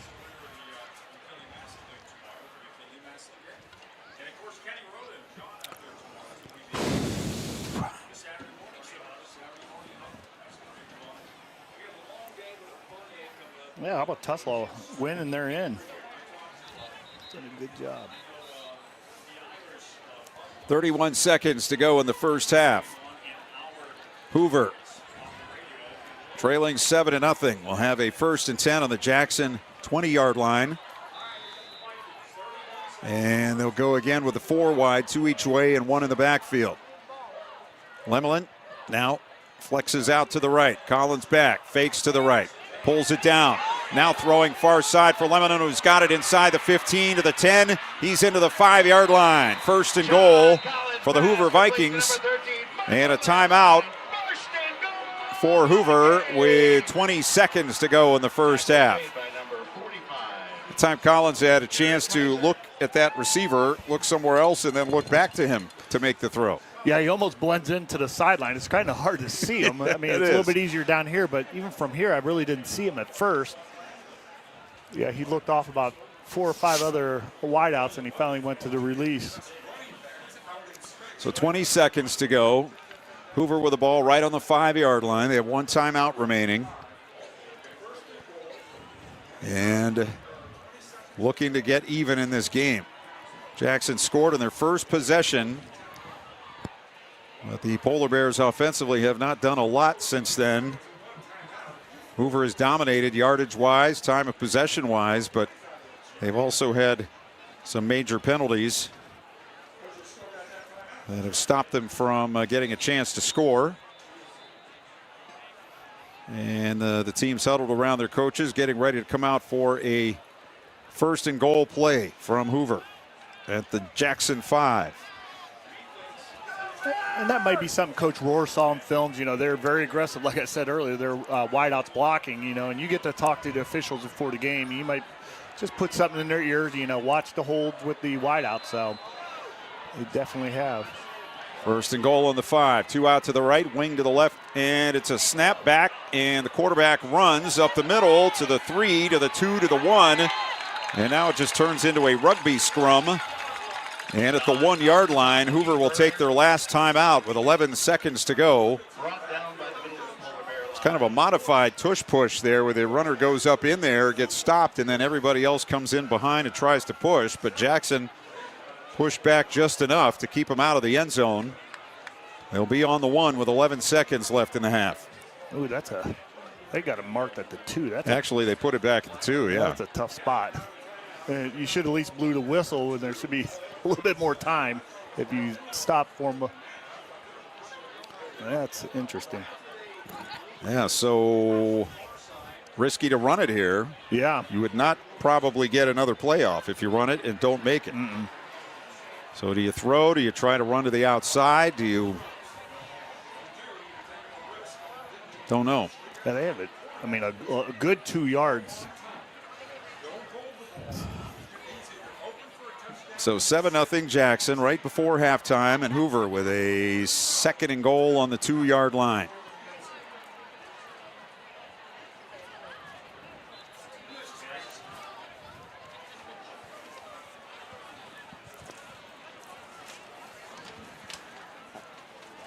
Vikings coming in tonight, 7-2, and Jackson 5-4. Both teams will be in the playoffs, but a lot still to be determined based on this game and all the others around them. Teams to the line of scrimmage. Hoover, 2 wings to the left, 2 to the right. Collins in the pistol, back to throw, looks right, throws for the corner, it's caught. Is it a score or no? I haven't seen a signal. Apparently not a score. He's going to be out of bounds with 5 seconds. He caught it short of the goal line, or was it incomplete? No, incomplete. He gave an incomplete sign finally. Okay. That was For all the lights they have here, it sure is dark over there on the far side of the field. Always been dark here. So now it's 3rd and goal on the 2, and there's 5 seconds left for Hoover, and they don't have a timeout, and they trail 7-0. Love the last call. Just you got to catch that ball, and he must have dropped it. It was hard to tell. Here's the play. Collins running right for the corner. He's in for the touchdown. So they took the chance and ran the ball and got it in for the score with zeros on the clock. An extra point attempt to tie it up. David Wadley is the kicker for North Canton. He's 37 of 39 on extra points this season. His holder will be Aiden Kavanaugh. Owen Williams to snap. Aiden Kavanaugh to hold. And this to try to make it a tie game at halftime.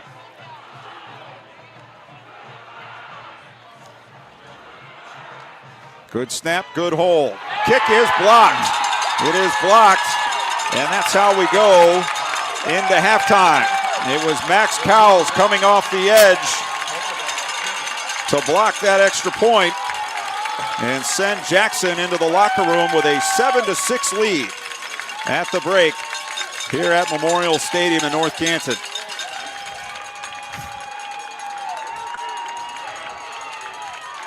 So the teams head to their locker rooms. The Jackson fans in front of us, as you can tell, very happy about the way their team played in the first half.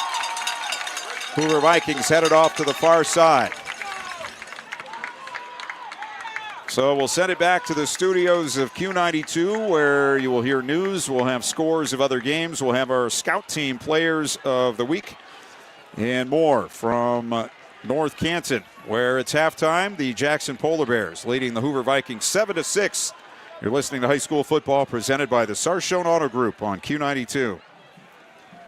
RG Drag, Stark County's premier career center, offers programs that prepares its students at the high school level for careers and continued education beyond high school. Upon completion, RG Drag students have an immediate opportunity to obtain a well-paying job in many exciting career fields. We offer everything from culinary, dental assisting, engineering, sports turf and landscape, welding, and so much more. Contact RG Drag to find a program and career that's the perfect fit for you. RG Drag, where careers begin. What's trending? Here's what you can find online.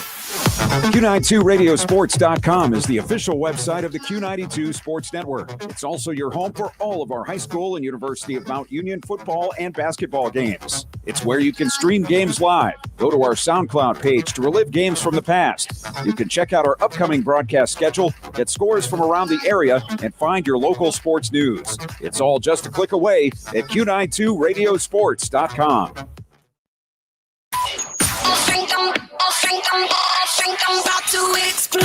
92.5 WDJQ. WDJQ. Alliance, Canton, Jackson Township.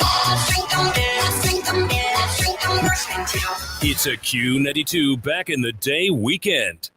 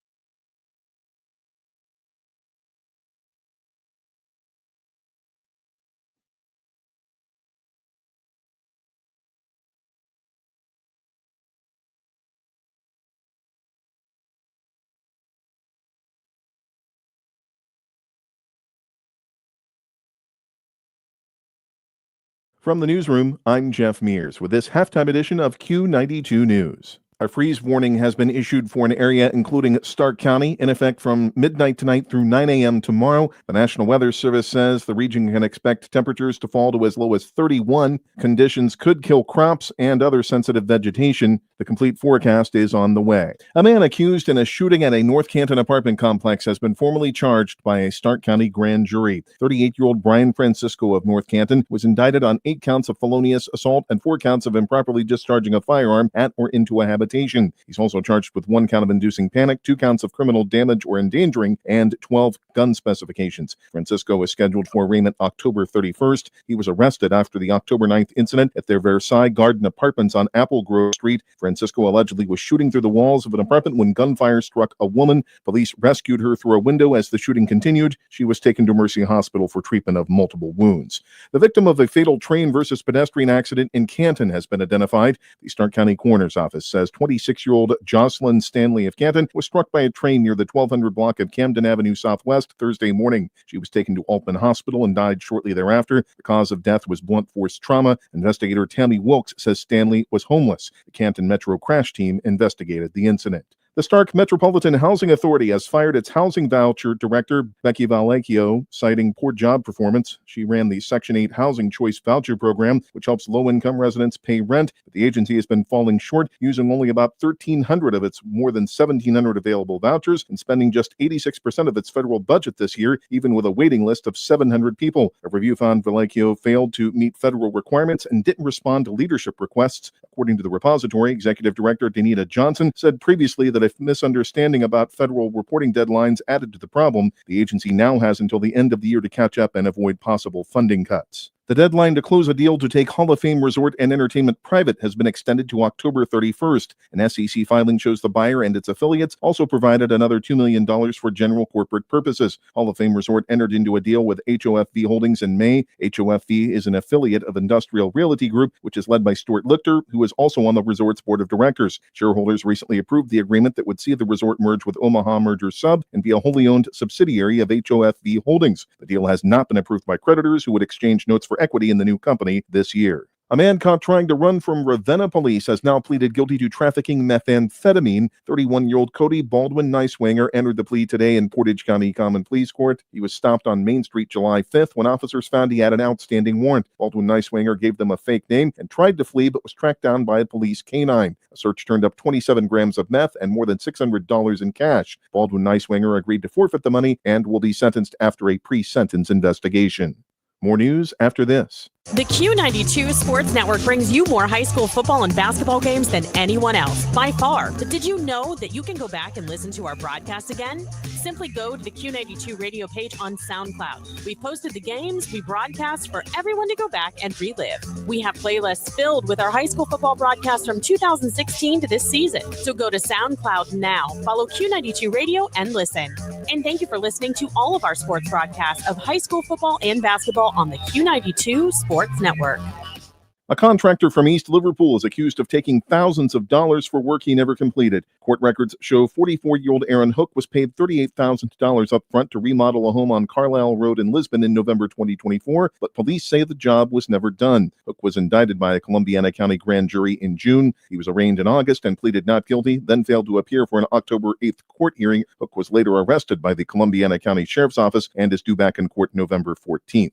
A Leetonia man and former school bus driver has been sentenced for secretly watching a 12-year-old girl change in a school locker room. 49-year-old Scott Andre pleaded no contest to a misdemeanor voyeurism charge and was found guilty in Columbiana County Municipal Court Thursday. Judge Tim McNichol ordered Andre to serve 60 days of electronically monitored house arrest, pay a $500 fine, complete 20 hours of community service, and have no contact with the victim. He must also register as a Tier 1 sex offender for 15 years. The incident happened in April 2024. New DNA evidence has led to an arrest in a Canfield rape case dating back 25 years. U.S. Marshals arrested 57-year-old Jack Sheets in Akron Thursday. A Mahoning County grand jury indicted him on 1 count of rape and 2 counts of kidnapping. Investigators say the charges stem from a 2000 attack on a 30-year-old woman on North Broad Street. Sheets, a former Canfield resident, recently served 9 years in prison for rape and burglary in Trumbull County. The Ohio Attorney General's office is handling the case. A Youngstown woman has been found not guilty in the shooting death of her 7-year-old son. 31-year-old Markeisha Driver was acquitted Thursday of involuntary manslaughter and child endangering after a Mahoning County jury deliberated for 2 hours. Prosecutors said her son, Devontae Housley, found a loaded gun last October and accidentally shot himself. Driver said she hid the gun after finding it in the house. It had been purchased by her brother 2 days earlier. 3 other children were also home during the shooting.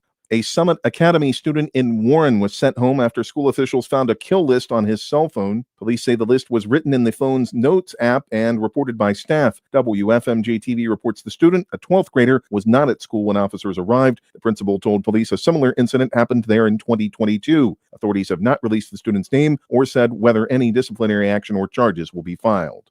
We'll return you to the stadium for the second half of tonight's game, but first a look at the forecast. For the overnight, a freeze warning is in effect from midnight through 9 a.m. tomorrow. Patchy frost, otherwise mostly cloudy skies, and a low near 33. The chilly conditions give way to partly sunny skies Saturday, a high of 54. For Q92 News, I'm Jeff Mears.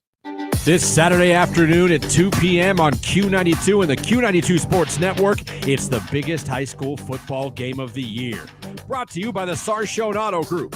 It's the Massillon Tigers traveling to Tom Benson Hall of Fame Stadium to take on their arch rivals, the Canton McKinley Bulldogs. Clint Scroggs, Ryan Keller, and Ryan Bevere will bring you all the action live from the Hall of Fame city.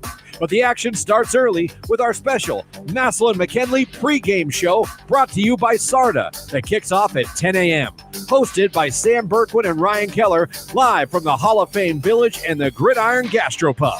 From 10 to 1:45, Sam and Ryan will get you ready for kickoff with an all-star lineup of guests and interviews from Massillon and McKinley legends past and present. Tune in to hear us talk to Canton Mayor William Shear along with Massillon Mayor Jamie Slutz. We'll also have former Massillon Tiger head coach and current Warren Harding athletic director Rick Shepis, along with former McKinley player and coach Antonio Hall. We'll also be joined by former Massillon Tiger and current Ohio State assistant coach Devin Jordan and former McKinley quarterback and current Chicago Bear Dominique Robinson. Massillon versus McKinley this Saturday at 2. Coverage starts at 10 a.m. only on Q92 and streaming live on the Q92 Facebook, YouTube, and X pages. The Q92 Sports Network, your home for the greatest rivalry in high school football. This is high school football presented by Sarshone Auto Group on Q92 and the Q92 Sports Network.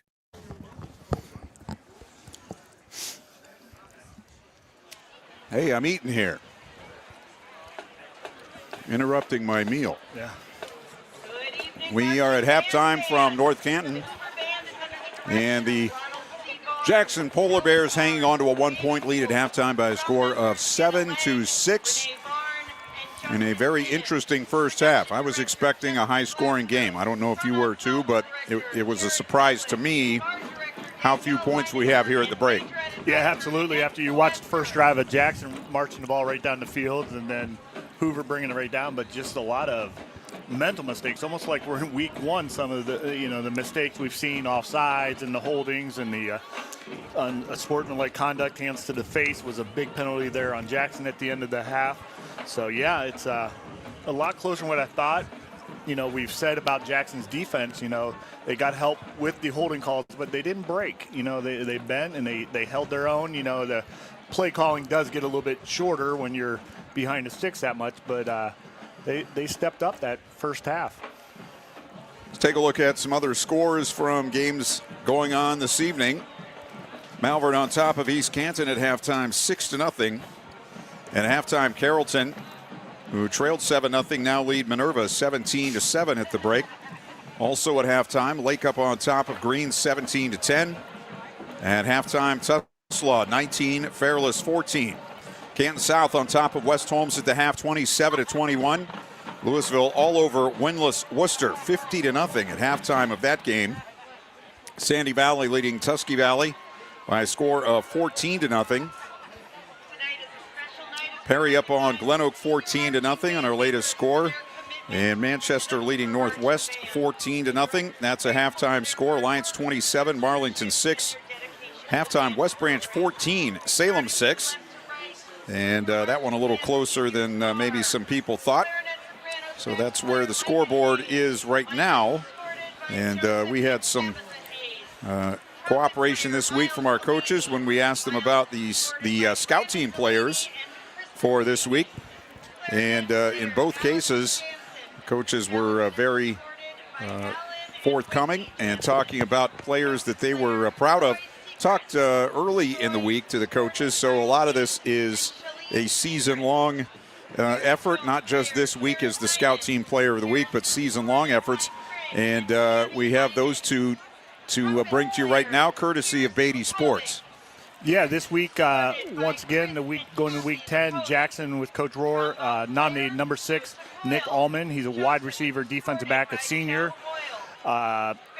Very deserving, plays every play on scout team, special teams, even some offense. I haven't seen him in tonight, but he said he might get some, plays on special teams. But, once again, being a senior, stepping up and giving them great looks, is a huge for an individual. So congratulations, Nick Allman, wide receiver for Jackson. Coach Baum with Hoover had nominated number 33, J.T. Gregory. He's a running back, defensive back, only a sophomore. Has done a great job, and he's a great kid and has given a good looks all year. So I know from experience being a scout team running back is not fun, especially when you're going up against Lukens and Zarko and all them all week. So especially when they have a little bit of edge. So, yeah. Congratulations to both of those individuals. It's been a great honor giving these out during the regular season. We're going to continue into the postseason. But, yeah, just looking at we had an individual at Louisville that Cody Zahler got the Scout Team Player of the Week. Stouffer went down with a broken hand, and now he's the starting quarterback. So, that just shows you, you work on Scout Team, give the extra effort, your time's there. And you see it with other people. Maybe you don't think it's going to happen with you, but you see other people go down, and that person's backup, he's in the game. He hasn't been playing, but now he's in the game, or he might not be starting, but he's getting significantly more playing time than he would have gotten otherwise. Must be hard, keeping your mind in it, knowing that if that guy's healthy, he's going to play every down, et cetera, and not finding yourself saying, geez, I wish I could get in there, knowing what that would mean. Yeah.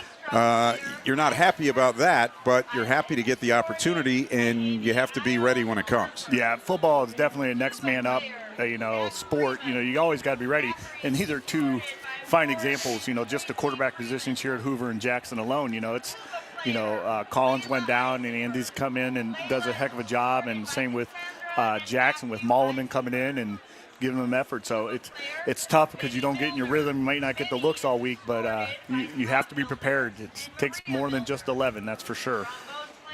Well, we've been talking about playoffs tonight, and we're in a situation now where a lot of teams know they're in, but they don't know if they're getting a home game. They don't know if they're getting a bye. Not many in our area are worried about whether they're getting in or not. That's pretty much been decided. I don't know what the Louisville situation is. They're 12th in the region. They're playing a game tonight in which they're going to get nothing for winning that game. Are they vulnerable at all to falling out? They were really vulnerable till the OHSAA came up with the Northwest Norton decision, with them getting another win with that win against Northwest. That really kind of, I think they're going to be okay getting in now. That really helped them with the win. They still need, Northwest not winning tonight's going to kind of hurt them. Alliance Marlington's a draw for them, so they won't get any points that way.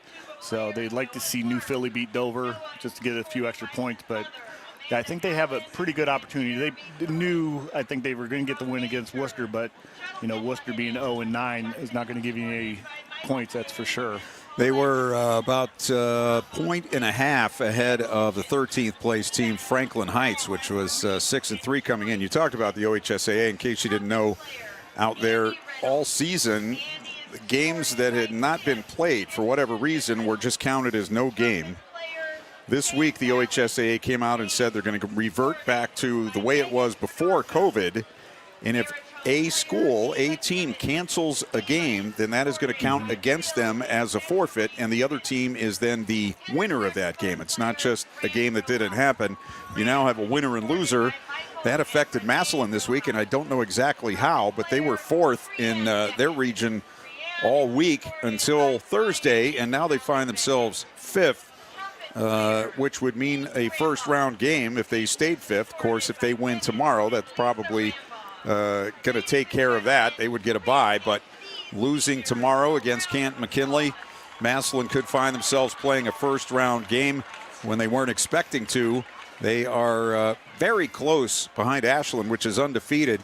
Big Walnut is first, DeSales second, Canal Winchester third, Ashland now 4th as they and Massillon swap positions. Then you have Westerville South, Walnut Ridge, Worthing, and Kilbourne. Hoover comes in tonight 9th.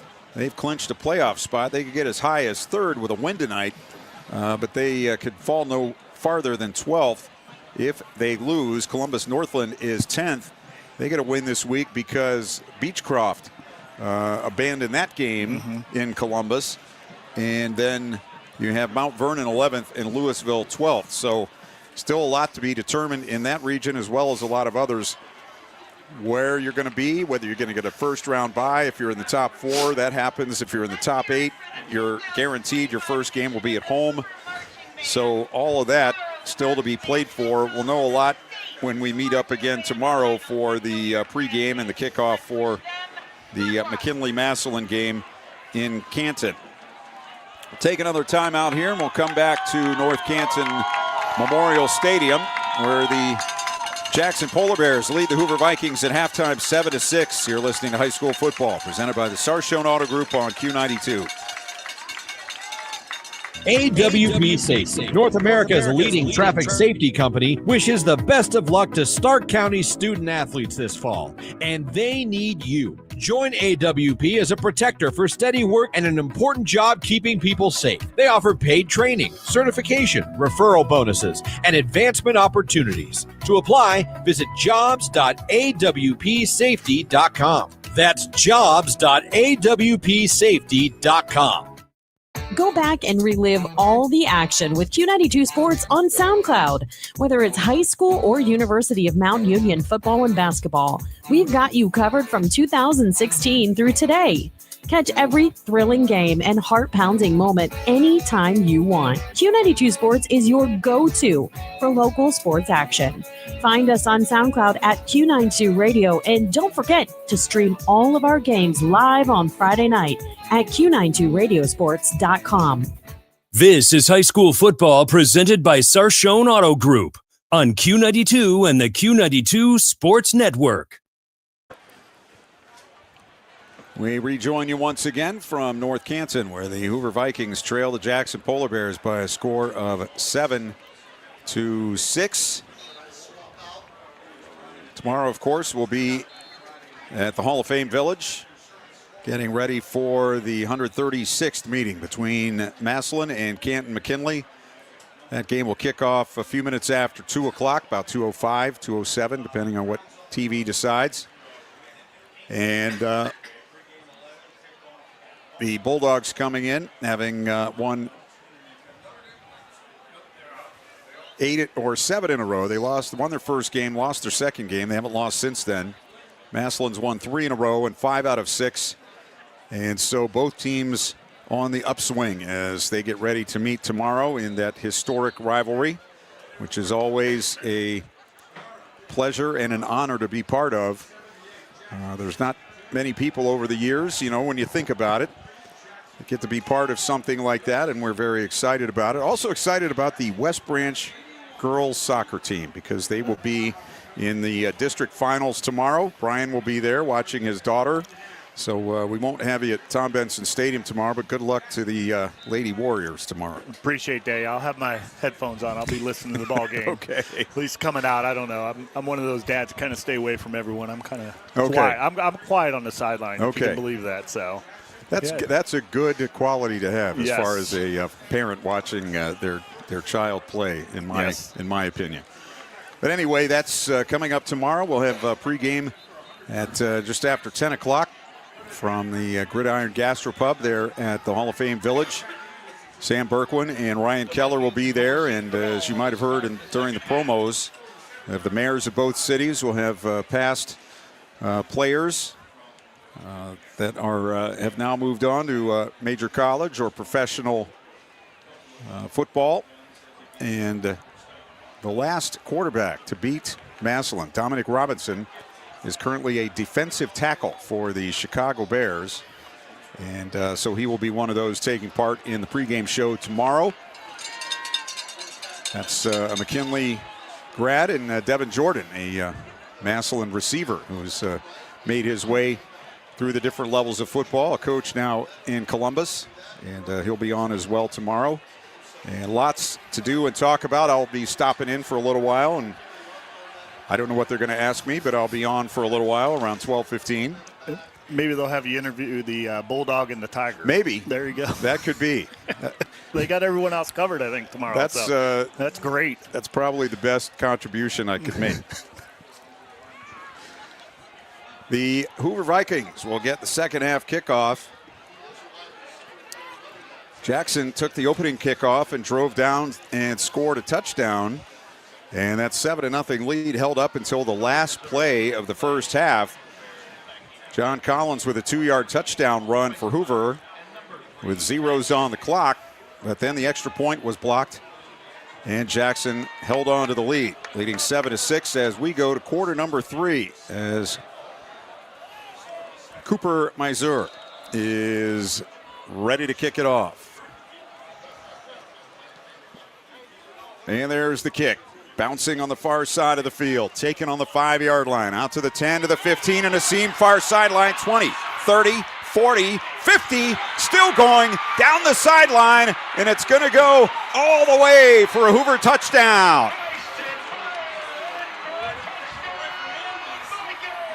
I'm going to say that's Bryson Byer because that's who they've had back there returning kicks. They've been kicking it away from Andes. And that one bounced around the 10-yard line. And it was just a straight up the field shot down the far side. And Hoover take their first lead of the night on the kickoff return. Let's see if they're going to go for 1 or 2. Looks like they're going to go for 2 here. On their muddle huddle in.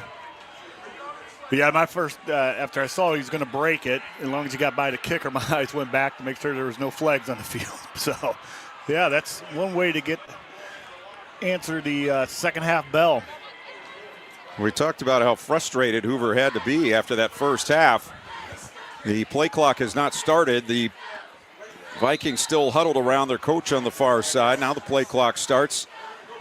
And they're going to come out and go for 2. They lead at 12-7 on the kickoff return to start the second half. Ball on the near hash mark as Hoover goes right to left. Collins alone in the backfield. Wing right, now Andes comes in motion. He's out to the right as Collins rolls. Still looking. Now he's going to run, and he's in for the 2 points. So John Collins with a 2-point conversion run, and Hoover, just like that, on top, 14-7. Right away in the second half. Yeah, they brought Andes in motion there, and he went out in the flats, and all their attention went to him, and the rollout, Collins could jog it in for the 2-point conversion.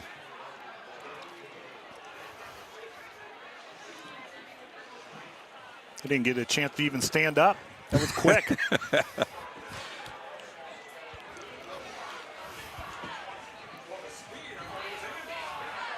So just like that, all of the good work by Jackson in the first half wiped out as Hoover takes a 14-7 lead. And we're 13 seconds into the third quarter.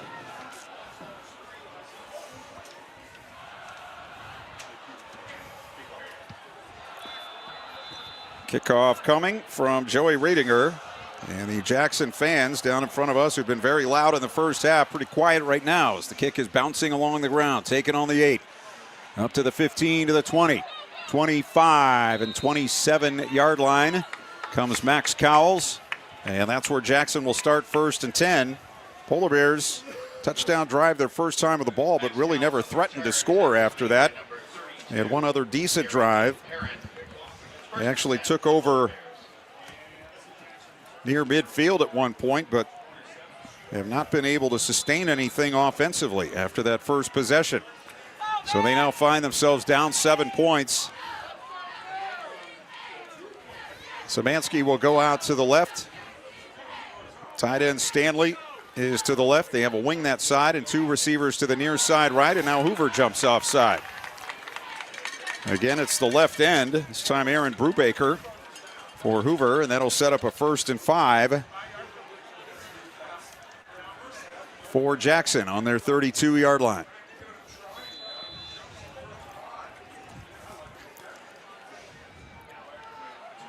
Cowles goes in motion. They'll hand it off up the middle. Jacobs makes a man miss in the backfield, and too much pursuit there for Hoover. They'll stop him on the 31, and that'll be a loss of a yard on the play. Jacobs had some room to run on the first possession, but not much since then. He has gone over the 1,000-yard mark for the season. So it will be 2nd and 6 after the 5-yard penalty on first down. 2nd and 6 on the 31.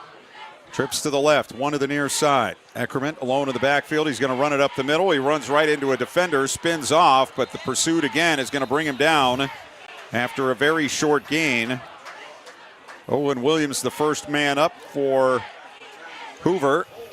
And now it's 3rd down. And about 5.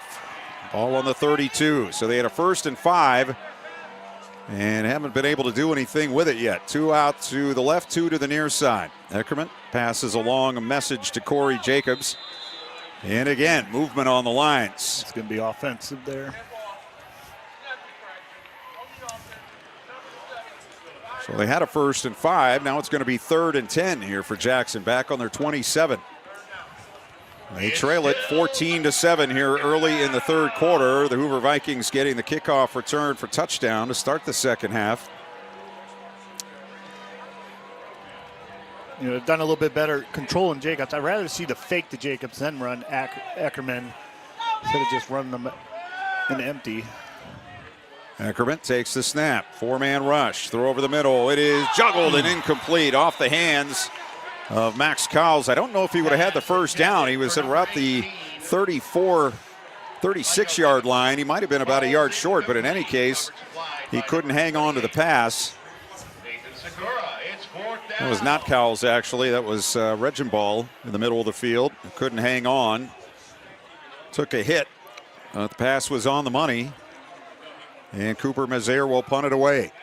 2 back deep on the 35 for the Vikings. Snap back. Kick is away. It's a low spiral taken on a fair catch at the Hoover 43 by Jack Andes. So 30 on the punt, no return. And Hoover out on offense for the first time in the 3rd quarter, leading 14-7. Had 2 minutes of action, and a lot has happened. Yeah, in that last play, Hoover defensively, David Tooley made a big hit on Eckerman. Got up a little bit slow, but yeah, he had to get rid of that ball in a hurry. Perry leading Glen Oak in the 3rd, 14-0.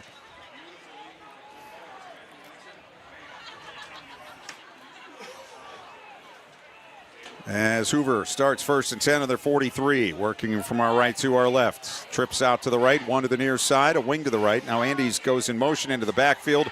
They flip him the ball as he sweeps right in, cuts inside a block, and takes it out to about the 49-yard line. So about a 6-yard gain. That is a forward pass when they flip the ball forward like that. What's the idea behind that instead of just handing him the ball when he comes around? If he drops it, it's an incomplete pass. The ball's not live then. So, yeah, it was a nice play by Collins. The snap was low and to the left. He made a nice grab just to get the ball back to him. 2nd down and 4 for the Vikings on their 49. Again, Collins alone in the backfield. Andes now comes back to join him. He'll get the handoff running over the right side. Gets over the 50. They'll spot him on the Jackson 49-yard line, which will set up a 3rd down and about a yard and a half for the Vikings on the Jackson 49-yard line. Can they go with twins either way? They have a wing near side left. Collins alone in the backfield. takes the snap, fakes the throw, is going to run, and he's going to be brought down for a loss. Will Angel Martinez with another play defensively for the Jackson Polar Bears. He's made several tonight. And I don't know about you, but I thought that was the play when I saw the formation. It was going to be a quarterback run, and that's exactly what happened. Yeah, exactly. I'm okay running them, but I'd much rather having the running back's hand there and short, third and short. 4th down and 4 as the punt team on for the Vikings. Good snap. And he takes a long time to kick it. Finally gets it away to the far side. It's going to bounce it around the 10. Takes a Jackson bounce and into the end zone. So that ball hit the ground and skipped along the ground for a touchback with 8:02 to go in the third quarter. Hoover Vikings with a 14-7 lead over Jackson. Jackson won last year's game. Hoover leads the all-time series 65-29, which was kind of a surprise to me that lopsided. Hoover had won 4 straight before last year.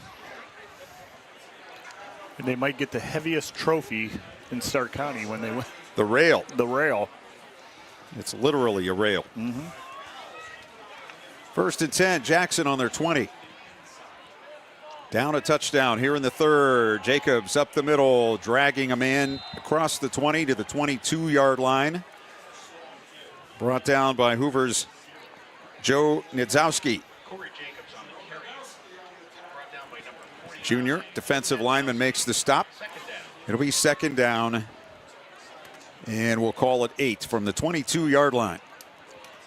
2 will go, 3 will go out to the far side left, 1 to the near side for Jackson. Eckerman in the pistol, calling signals, and now everybody stands up and looks to the near sideline for the play. They have it with 8 on the play clock.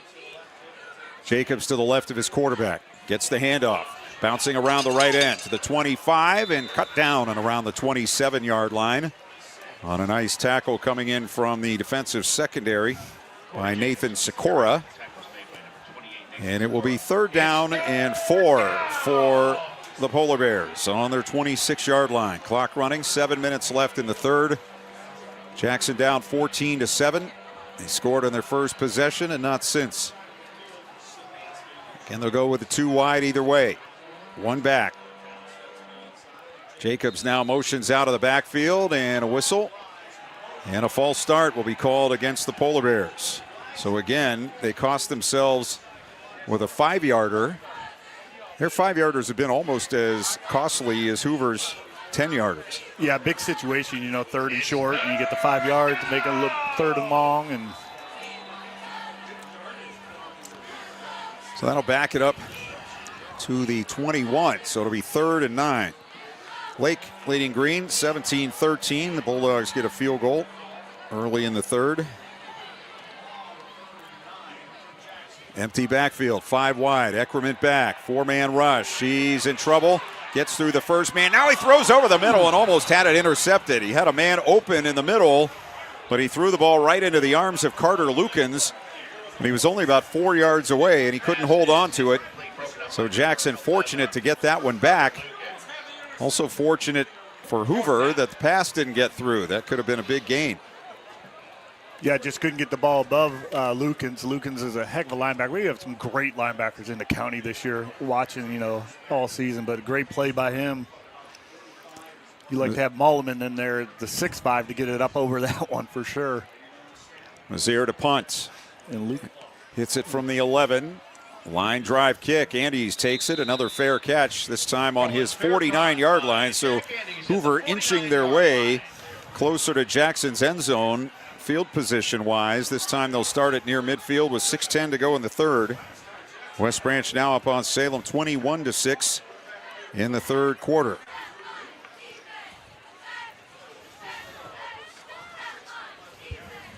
Hoover got a kickoff return for touchdown to start the second half. They scored in the last play of the first half. The first play of the second half for their only 2 touchdowns of the night.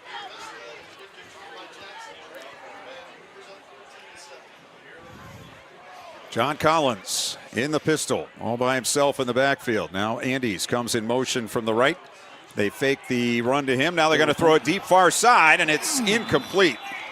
The receiver was 5 yards behind everyone, and Collins threw it about 10 yards short. I don't know what happened there. Collins upset with himself, but that was a gimme touchdown right there. If Collins can just put the ball out in front of his receiver, which again was Bryson Beyer. Just a really poor underthrow by John Collins. Yeah, just a great route by the receiver, stop and go, nice pump fake, and I don't know if he just ball slipped out of his hands or what, just underthrew that. 2nd and 10. This time they'll run it up the middle. Andes over the 50 to the Jackson 47. So he picks up 4 on the play. And it will be 3rd down and 6 here for the Hoover Vikings on the Jackson 47. Just under the halfway mark in the 3rd quarter. Hoover have dominated here tonight as far as yardage and time of possession, but just have not been able to make the big plays when they've needed to.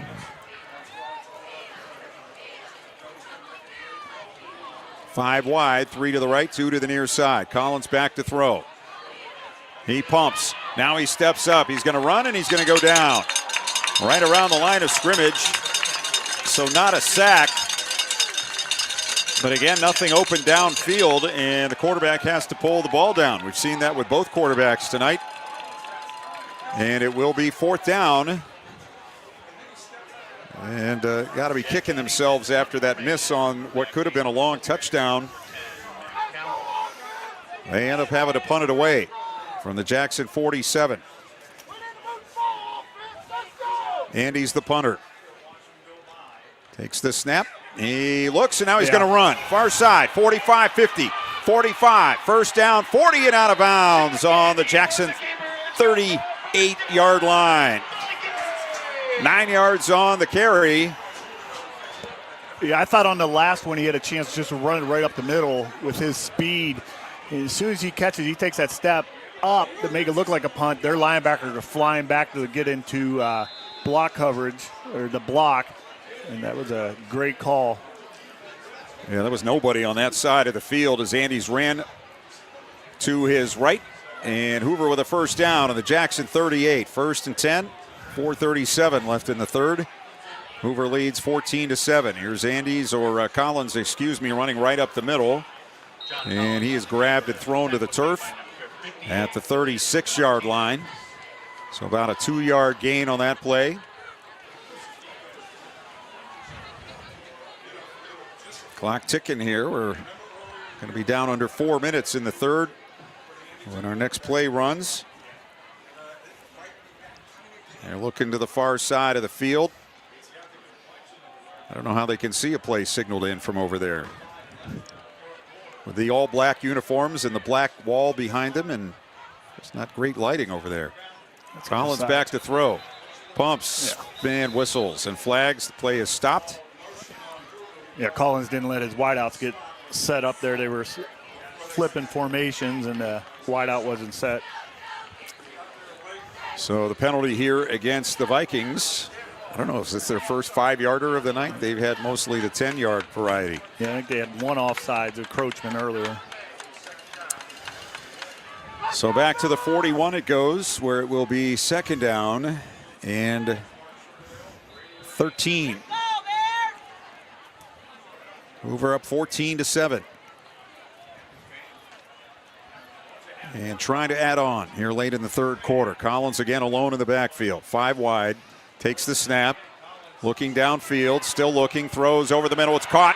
The inside, the 25, and down to the 23-yard line goes Drake Cooper, who made the great catch along the sideline earlier. And now Cooper is down. And the trainers are coming out to check on Drake Cooper, the receiver for Hoover, who made that grab. He's a senior. And it will be a timeout on the field with 3:32 to go in the 3rd quarter. Cooper made the catch as he was crossing the field and got thrown down to the turf, and he is still down. Fairless up on Tuslaw, 21-19 in the third quarter. The Falcons getting the touchdown to go ahead.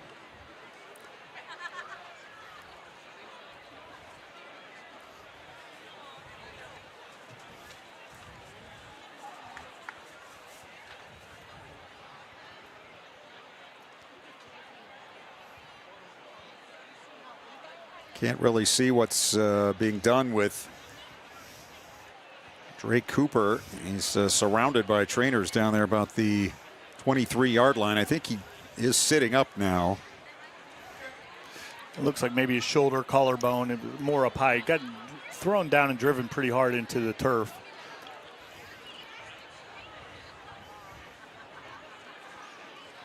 That last play, they finally had a time to look at their second option. You know, the rush has been so intense from Jackson. If the first option hasn't been there, they've gotten sacked or pressured. So it's the first time they really could go to the second option.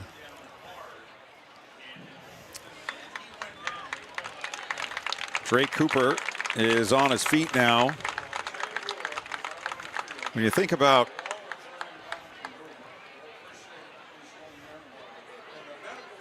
you got to think about week 11 now. You've got, both of these teams will be in the playoffs next week, and anybody they lose tonight will have to be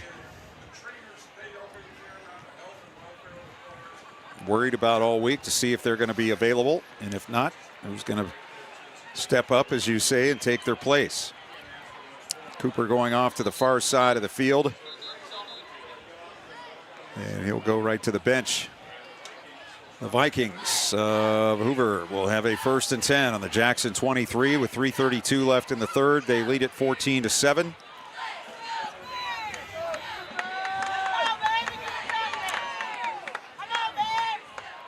And in the pistol, Collins gives to Andes, trying to sweep right in. Bounces to the outside, and he's thrown down to the turf. They couldn't block that outside man on the far side of the field. I think that's Reese Myers again, who would not let Andes around the corner. So it will be 2nd down, as he lost 4 yards on the play. 2nd and 14. Trips near side, 2 to the right. Collins in the pistol, takes the snap.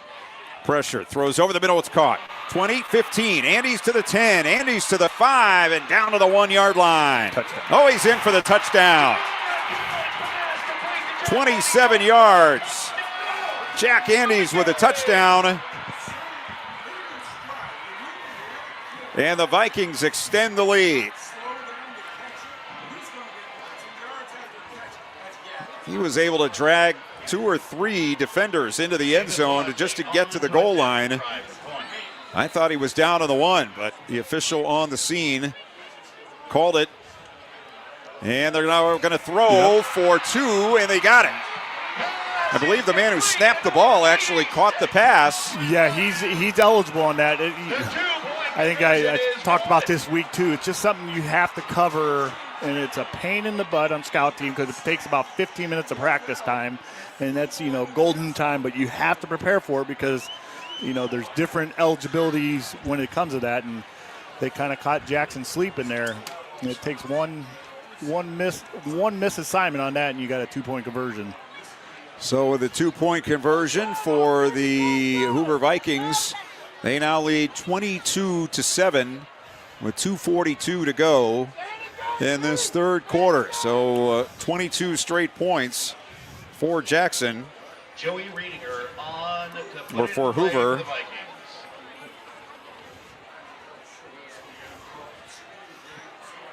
Yeah, we don't have Andy's size, but he looked like a tight end after he caught the ball there. He drugged 3 defenders from the 3-yard line in. That was a nice play. He's a special ball player. Just to clarify what happened on the 2-point conversion, they had everybody lined up, all the linemen down to the left as we saw them. The center and 2 people behind the center. They snapped it to the first one, and the center, who was eligible, ran into the end zone, and they just flipped him the ball for the 2-point conversion. Here's the kickoff, right back up the middle. It's Cowles to the 21-yard line. So Hoover have taken over the game here in the second half. They scored in the last play of the first half to get within 7-6 at the break. And now with the opening kickoff return in the third, and now this drive for score. Jackson in a bad way now, down 2 touchdowns late in the third. Yeah, really 3 special team plays. The kickoff return, the fake punt, to pick up the first down in that last drive, and then the 2-point conversion there. And those kind of plays really get in the back of your head, for Jackson. You got to keep your head up and still in this ball game, but mentally those kill you when you give up special team points. Green up on Lake 20-17, late third quarter. Here's a quick throw to the near side, and Regenball up to the 25. Caught from behind on a nice play by Chase Lukens. And it will be about a 4-yard pickup on the throw to the junior Micah Regenball. Yeah, great play there by Chase. He was upfield and came back and made a tackle. That would have been a big play. 2nd and 6. Ticking down to 2 minutes to go in the third quarter. Jackson down 22-7. 2 receivers each way. Jacobs in the backfield. Gets the handoff up the middle. And again, tough going for Corey Jacobs. He's able to work his way out to around the 29 for a pickup of 4, but he had 3 or 4 Hoover Vikings wrapped around him, including Ben Burrell, senior defensive lineman, who now goes out of the game here on 3rd and 2 for Jackson on their 29-yard line.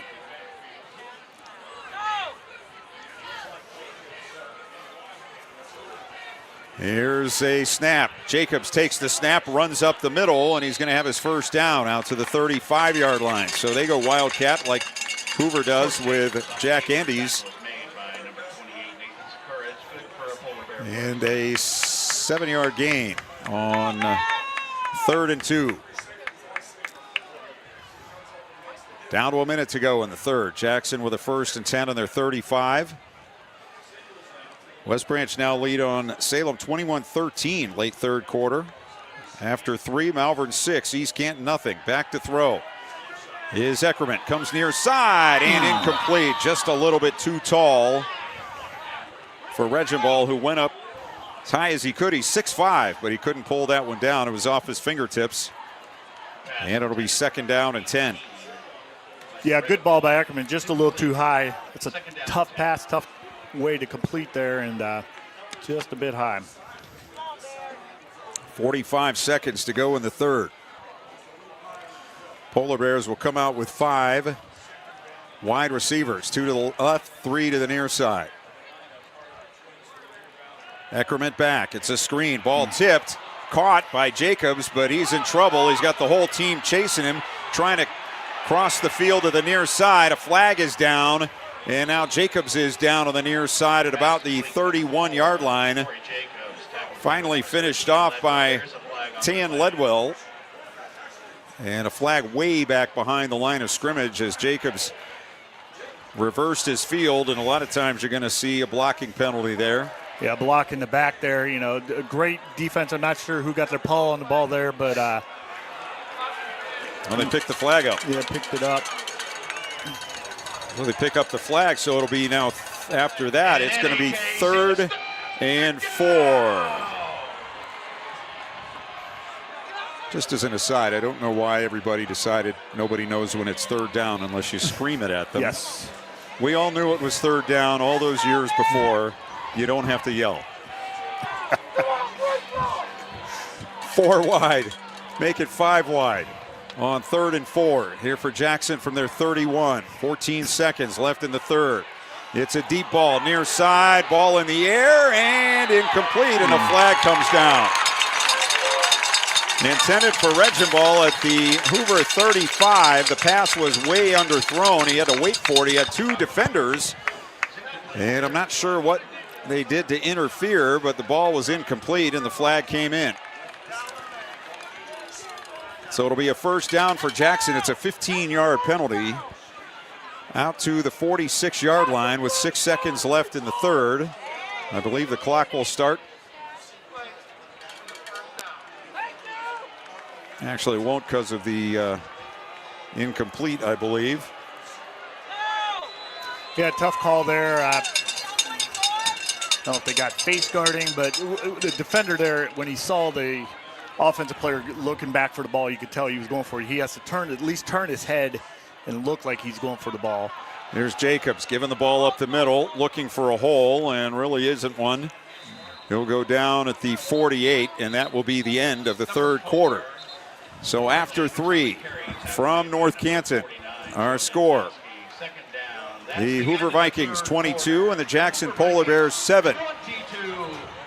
Stay tuned for quarter number 4 coming up. You're listening to High School Football presented by the Sarshone Auto Group on Q92. High school football exemplifies the true meaning of teamwork. At Friends and Family Credit Union, our team of local friendly professionals offer the same true spirit for our members with a wide array of products from vehicle loans to personal loans, family secure checking with ID Protect, mortgage, home equity line of credit, and more. For over 60 years, we have the game plan for your financial well-being. Visit any of our 3 convenient locations, online or mobile banking. Now, more than ever, it's time to bring a friend into the family. This is high school football presented by Sarshone Auto Group on Q92 and the Q92 Sports Network. Final quarter of the regular season for these two. East Canton has taken the lead on Malvern 7-6, that in the fourth quarter. Carrollton 24, Minerva 14, Louisville 50, Worcester 7. Perry 28, Glen Oak nothing. Here it's Jackson trailing 22-7, and a big run up the middle by Corey Jacobs into Hoover territory. They'll spot him on the 43-yard line, and it will be a Jackson first down. So the Polar Bears showing some signs of life here on offense. Lake leading Green now 24-20 as they go to the end of the third quarter.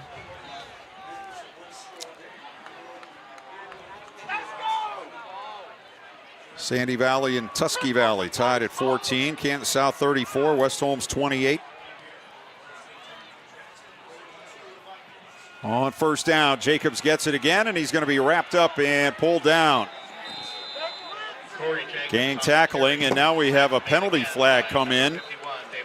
And they might get North Canton here for being a little too demonstrative on that tackle. Looked like they were trying to pull the ball out, and just kept going long after the play was over. So that'll be a 15-yard mark-off against Hoover. Brian Baum again out to the numbers just about, looking for some clarification, though we had a really good angle on that. He might not have had it. No, I think it's a good call. He just kept on driving down on top of the ball carrier. You got to, you hear the whistle. You can play through the whistle, but after you hear it, you got to let up, especially when the ball carrier's defensive like that. So they put it on the 29, 1st and 10 here for Jackson. Early fourth quarter, they trail 22-7. Trips to the near side. Eckerman back, looking left, and nothing there, and he's going to go down. Back on the 33-yard line. So it's a loss of 4. They kept the back in for some extra blocking, and that wasn't enough. There was nothing open downfield, or at least nothing Eckerman wanted to throw into. And in the game tonight for either quarterback, you really haven't been able to look for 2 or 3 guys. You got to get rid of it. No, they haven't been comfortable back there. They're stepping up in the pocket like they should, but it just collapsed immediately on them. Both defensively, the linebackers and defensive ends are playing really strong tonight. Second down and 14. Eckerman looking downfield. Again, he's in trouble, and again, he's going to go down. It's time at about the 34-yard line. Lucas Eckerman keeps the ball. Tackle made. Joe Nadowski with another tackle for the Hoover Vikings, and it'll be third down and about 14. Now you got me listening to the announcer on third down. Yeah, I'm sorry. I'd never heard that. I'm sorry. First heard that at a Dallas Cowboys game about 15 years ago, and it's just spread like wildfire. 5 wide on 3rd and 14 for Jackson. Eckerman back. Looks near side, throws, it's caught. Jacobs down at the 26, and he's going to be brought down immediately on the tackle by Carson Morris at the 26. It'll be 4th down and about 7 for Jackson, and the offense stays on the field with 9:15 to go. Jackson down 2 touchdowns. That was a great tackle in open field. I mean, you're going up against him one-on-one, but a great wrap-up and brought him down. Eckerman rolls to his right, steps up, fires it into the ground, incomplete. He had his man down and around the 14-yard line, but the throw short-hopped the receiver, and Hoover will take over on downs on their 26-yard line with 9 minutes to play.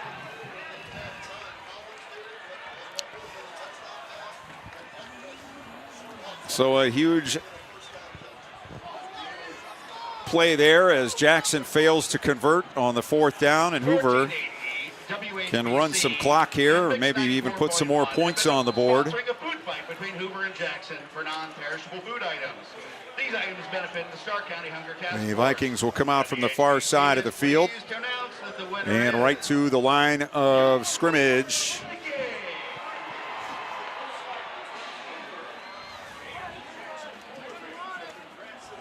Collins in the pistol, empty backfield. He's going to throw. He's going to throw the deep one near side for Andes. He's got it, and he's out of bounds on the Jackson 40-yard line.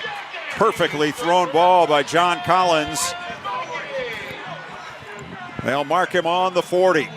That is a pickup of 34 yards and a big play into Jackson territory. Yeah, that time he connected. Once again, the stop and go by North Canton, and he put the ball right where it needed to be. A heck of a throw.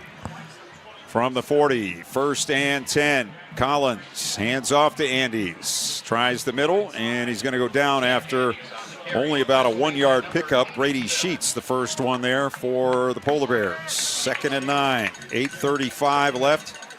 Hoover up 22-7, and on the Jackson side of the 50. Andes just ran about 60 yards on a wideout. As a wideout, comes back, sprints back to the huddle, and then gets the ball again. That's a workhorse there. 1 to the near side, 3 out to the left, also a wing on the left side. Collins in the pistol. Jackson jumps, but not into the neutral zone, so no flag. They look to the far side for the play. 2 on the play clock. Snap back, throw out to the left. Caught by Andes. 40, 35, and out of bounds on about the 33-yard line. They're going to keep the clock running. Tackle by Brady Sheets again for Jackson with 7:48 clock running. It'll be 3rd down and 3 on the Jackson 33.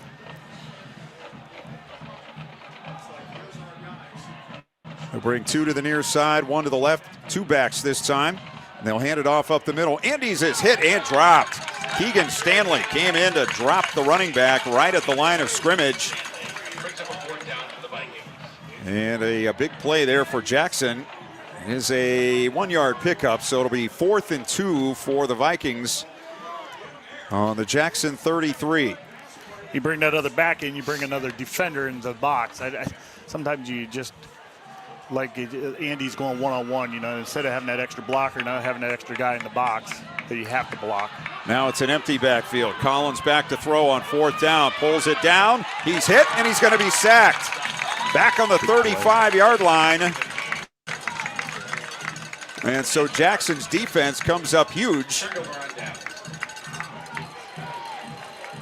Going to call Will Angel Martinez again for the Polar Bears. Yeah, he's had a few tonight. He's played. He has a motor. So the ball will be on the Jackson 35. Unfortunately, they lost a couple of minutes or more off the clock.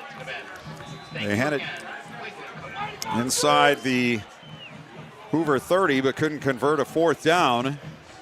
They stopped the Vikings here, but now have to start in their 35 with 6:49 to go. Both teams with all 3 timeouts. You have 4 wide with man in the slot to the left, to the near side. It's Jacobs. Eckerman back to throw, and instantly has to run forward, and he's going to be brought down for a loss back on the 34. So they'll lose a yard on the play. He barely had the ball when he had to start evading tacklers. Green back on top of Lake, 27-24 with 9 minutes to go. Yeah, it looked like Jackson's going to try to take a shot deep with one of their stop-and-go type patterns, and they couldn't get to the stop. Again, they go with a 5 wide. Back to throw. Eckerman looks near side, goes middle, tip, intercepted. Back to the 30, to the 20, to the 10, to the 5. Touchdown, Hoover Vikings. Probably the best catch we've seen all night. Carter Lukens plucked it out of the air and took it back for the score. His third interception of the season. And that one should put it away for the Hoover Vikings as they now lead it 28-7.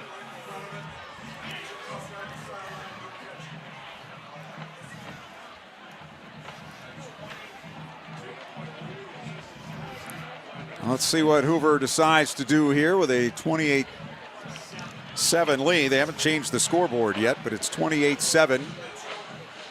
There was a penalty, and apparently will be marked off on the kickoff.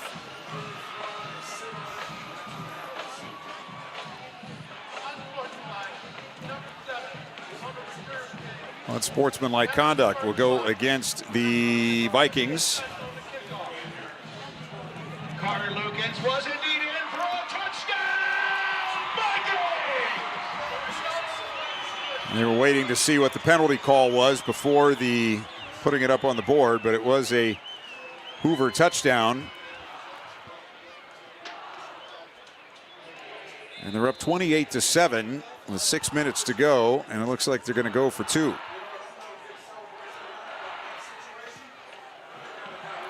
Let's see. Yep, going for 2. Collins in the pistol. Andy's to his right. 3 receivers near side, a wing to the near side. It's a fake, it's a throw, and it's incomplete. I don't know if it was deflected or what happened, but the pass was incomplete. So we stay at 28-7 with 6:02 to go. You're listening to High School Football, presented by the Sarshone Auto Group on Q92. Northeast Ohio knows football, and Sarshone Auto Group knows Northeast Ohio. As an official partner of the Cleveland Browns, Sarshone Auto Group serves our community with the best selection and the best service. From Ford, Chevy, Chrysler, Dodge, Jeep, Ram, and more. From the toughest trucks to the SUVs that fit your family. Sarshone Auto Group, an official partner of the Cleveland Browns, and the place where Northeast Ohio comes to drive. Visit Sarshone.com.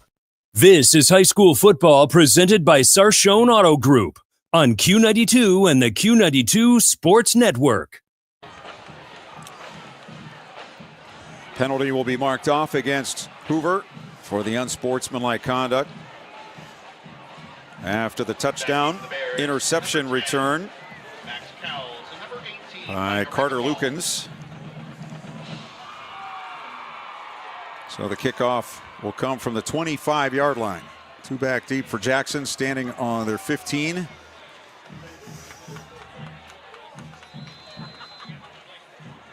As Joey Radinger gets set to kick it off. Ball, a line drive to the far side of the field and hugging the sideline, and it stays in bounds. Picked up on the 20 and down at the 22-yard line. That ball bounced several times along the far sideline, but didn't go out of bounds, and Max Cowles had to pick it up and run with it.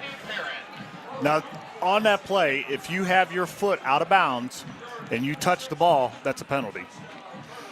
That means the ball was out of bounds. Kicked off out of bounds. I've taught my return guys, and I'd always remind, it's one of those rules you always remind the officials, because sometimes high school officials don't know that. But if you have your foot out of bounds and you touch that ball, that's a illegal kick out of bounds. In those situations, that's what you want them to do, because it's tough to really pick up and get any yardage. Mm-hmm. So 5:56 to go. Jackson offense comes back out. Last offensive play was a pass by Lucas Eckerman that got intercepted and run in for a touchdown. Eckerman will throw here deep down the near hash mark. He's got a man at the 50 to the 40, And down to the 34-yard line. Rocco Norch, the senior, makes the grab. And they get 44 yards on that play. I'm sure that's not what the Hoover defensive coaches had in mind, to let a man just run free through the secondary. Yeah, they've done a great job in coverage. I don't know if there's just some miscommunication there, but he was wide open down the numbers. So Eckerman again, back to throw. Looking again, deep to the near side, going for Szymanski, and the pass incomplete. Oh. And it looks like we're going to have an interference call here against the Vikings. And it's absolutely not his call. His eyes should be nowhere down the field. He's a line judge. Manchester 14, Northwest 7 with 7:15 to go. Here is the penalty mark off against Hoover for pass interference. And that will put the ball on the 19-yard line, 1st and 10 with 5:24 to go. Jackson trailing 28-7. But keeping the offense going. Here's a screen pass over the middle, and the pass is off the mark and incomplete. I think Max Cowles would have been able to stroll into the end zone there if he'd have made that catch. But Eckerman threw it high, and his man couldn't bring it down. Yeah, it was, obviously a screen. He just couldn't get it up over the defensive lineman of Hoover there. So he went up high, and like you said, Cowles could have jogged into the end zone. Back to throw Eckerman. Immediate rush up the middle. He eludes it. He's going to run, and now he throws it to the side to Jacobs, to the 10, to the 5, and he's going to score the touchdown. So apparently Eckerman was not over the line of scrimmage. Got a flag over there. I think they're going to call it. Okay. And I can guarantee if you watch this on film, he's probably not over. I wish we had a camera angle of this. Let's see. I don't know if we'll get to see it again on the scoreboard. Yeah, they show a lot. They're not going to show it. Well, let's see. The two officials discussing it. The referee looking back. And it did come from North Canton sideline. It might have had a little ear in the. But if the play stands, it'll be a touchdown, a 19-yard touchdown. And honestly, I can't say myself. I don't have an opinion because I couldn't tell you from where he threw the ball. So, no, I couldn't. It's hard to tell going that quick. And whether or not, it's an illegal forward pass against the Polar Bears. So wipe out the touchdown. So send the extra point team back to the sideline. And the Polar Bears will now have it on the 24-yard line, where it'll be 3rd and 15.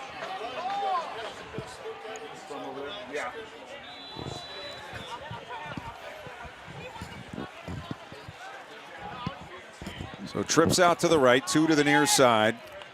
3rd and 15. Eckerman back to throw. Sets up, looking downfield. Now he pulls it down. He's going to run 25, 20, 15 to the 11-yard line, and a first down for the Jackson quarterback, who that time was able to pull it down and find some room to get away. David Tully, it's 4th down. Oh, I'm sorry, it's not a first down. They're still a couple yards short. It'll be 4th and 2 on the 11. So the clock continues to run with 4:40 to go. Jackson down 28-7. And they're going for it here on 4th and 2. Jacobs in the backfield, gets the handoff, tries to run left, bounces around the corner, makes a nice move, gets inside the 5, and he's going to go all the way to the goal line, and he's in for the touchdown. That's his best run here the second half. Corey Jacobs with the score. It is his 13th rushing touchdown of the season. And it makes the score 28-13. It's the first score for Jackson since their first possession. Mazier for the extra point. Just to make it a 14-point game. The kick is up and good. 4:21 to go in the 4th period. Hoover 28, Jackson 14. You're listening to High School Football, presented by the Sarshone Auto Group on Q92. The Q92 Sports Network is your home for the best coverage of high school and Mount Union football and basketball. Be sure you're following us on our social media. Just follow Q92 Sports on Facebook, Instagram, YouTube, X, and Threads. You'll know what games we'll be broadcasting week to week, and we drop photos and videos from all of our high school and Mount Union broadcasts. Be sure to follow Q92 Sports on Facebook, Instagram, YouTube, X, and Threads, and stay connected to the Q92 Sports Network. This is high school football presented by Sarshone Auto Group on Q92 and the Q92 Sports Network. 4:21 to go in the fourth quarter from North Canton. The Hoover Vikings lead at Jackson 28-14. Lake and Green are now tied at 27 with 4:24 to go. Tesla up on Fairless 32-21.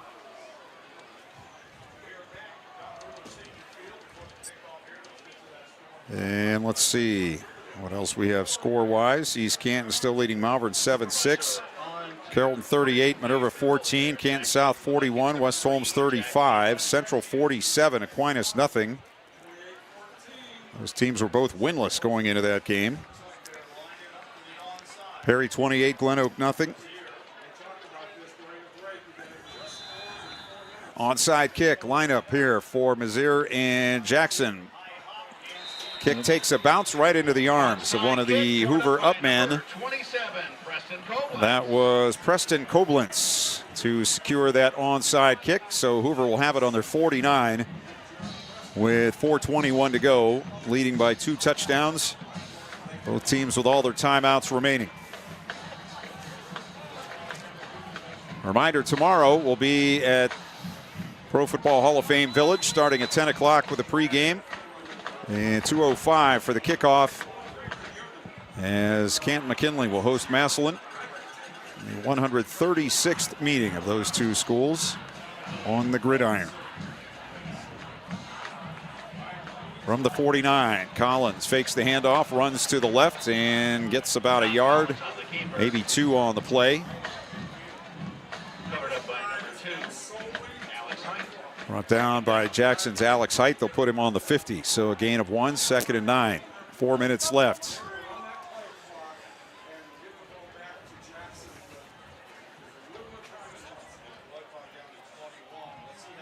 Vikings looking to the far sideline for the play. They have Kavanaugh set up as a wing to the left. They have 2 receivers to the near side, 1 out to the left side. And Andes to the right of his quarterback in the pistol. 2 on the play clock. They snap it. Andes gets the run up the middle. Yep. Big hole. 50, 40, 30, 20, 10. Touchdown, Hoover Vikings. And that is all she wrote. With 3.5 minutes to go, Andes busts one up the middle for 50 yards. And his 7th rushing touchdown of the season. Yeah, he's all over the field. Another just straight up the middle, and speed wins that one. So Wadley for the extra point. Parker Solosky to snap. Aiden Kavanaugh to hold. 38 of 40 on the season. Kavanaugh holding. Good snap. Ball down. Kick up and good. Kick is good. 3:28 to go in the fourth quarter. We'll take a timeout. Our score, Hoover 35, Jackson 14. You're listening to High School Football, presented by the Sarshone Auto Group on Q92. RG Drag, Stark County's premier career center, offers programs that prepares its students at the high school level for careers and continued education beyond high school. Upon completion, RG Drag students have an immediate opportunity to obtain a well-paying job in many exciting career fields. We offer everything from culinary, dental assisting, engineering, sports turf and landscape, welding, and so much more. Contact RG Drag to find a program and career that's the perfect fit for you. RG Drag, where careers begin. This is high school football presented by Sarshone Auto Group on Q92 and the Q92 Sports Network.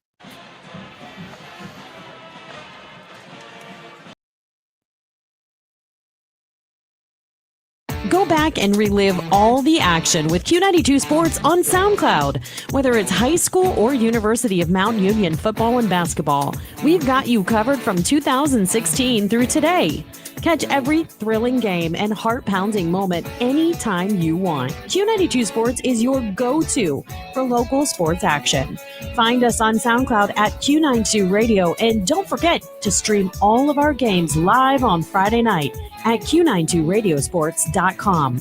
The Q92 Sports Network is your home for the best coverage of high school and Mount Union football and basketball. Be sure you're following us on our social media. Just follow Q92 Sports on Facebook, Instagram, YouTube, X, and Threads. You'll know what games we'll be broadcasting week to week, and we drop photos and videos from all of our high school and Mount Union broadcasts. Be sure to follow Q92 Sports on Facebook, Instagram, YouTube, X, and Threads, and stay connected to the Q92 Sports Network.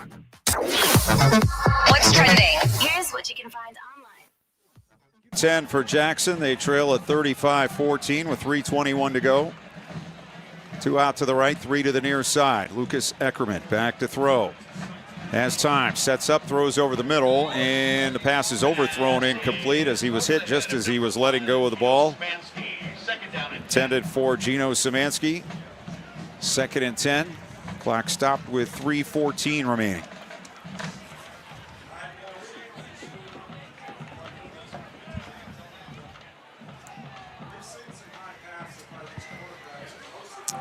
East Canton beat Malvern tonight 7-6. First win for East Canton in that series. And Spider will be in the playoffs. Back to throw. Eckerman screen over the middle. Cowles 40, 45, 50. Weaving his way down the middle of the field. Now he's to the 40. Spin move. 35 and down at the Hoover 35-yard line. Sorry, the 25-yard line.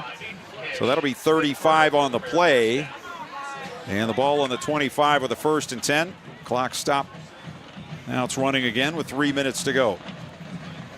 So the Polar Bears have continued to work at it, but have just not been able to keep up with Hoover in the second half. Eckerman with Jacobs to his right. Steps up. Now he rolls out to the left and he's sacked back on the 35-yard line. That's going to be a loss of 10.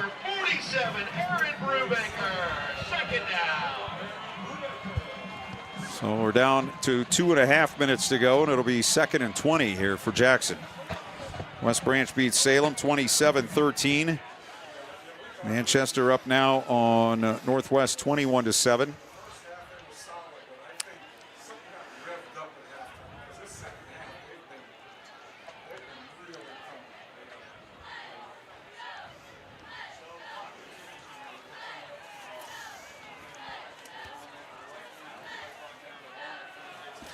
Back to throw. Eckerman throwing over the middle and incomplete. For number 10, Max Cowles falls incomplete. As Green gets ready to try a winning field goal in the final seconds of that one against Lake. Yeah, DeGeorge is back. I don't know how much he's going to play tonight. You know, he's been getting a little bit of action. It'd be nice if they get a win and be able to get a bye. Get another week of healing for him. It is 3rd and 19 here for Jackson on the 34-yard line. Back to throw. Eckerman going to throw it deep near side, and it is intercepted inside the 5-yard line. The runner trying to come out with it. Corey Jacobs wrapped around his waist. They finally blow the whistle, and the interception will give it back to Hoover. Carson Morris picks it off back at the 5-yard line. Let's see where they put the ball, and it'll be Hoover's ball with 1:41 to go. He had stride for stride coverage with Jacobs down the near sideline and just had that ball come down into his arms. Yeah, great coverage there and intercepted about on the 1, and then his momentum brought him into the end zone. If he would have went down there, it wouldn't have been a safety. It would have been actually a touchback. So they're going to spot him on the 5-yard line. So with 1:41 to go, Hoover will have it. Jackson has all 3 timeouts left, but I don't know if they would take any here. Green misses the field goal, 31 yards, so they're going to overtime. Green and Lake. Collins will go up the middle on the keeper to the 6-yard line. So a gain of 1. Clock didn't start. Now it's running. It'll be 2nd and 9. And the Polar Bears not taking a timeout here.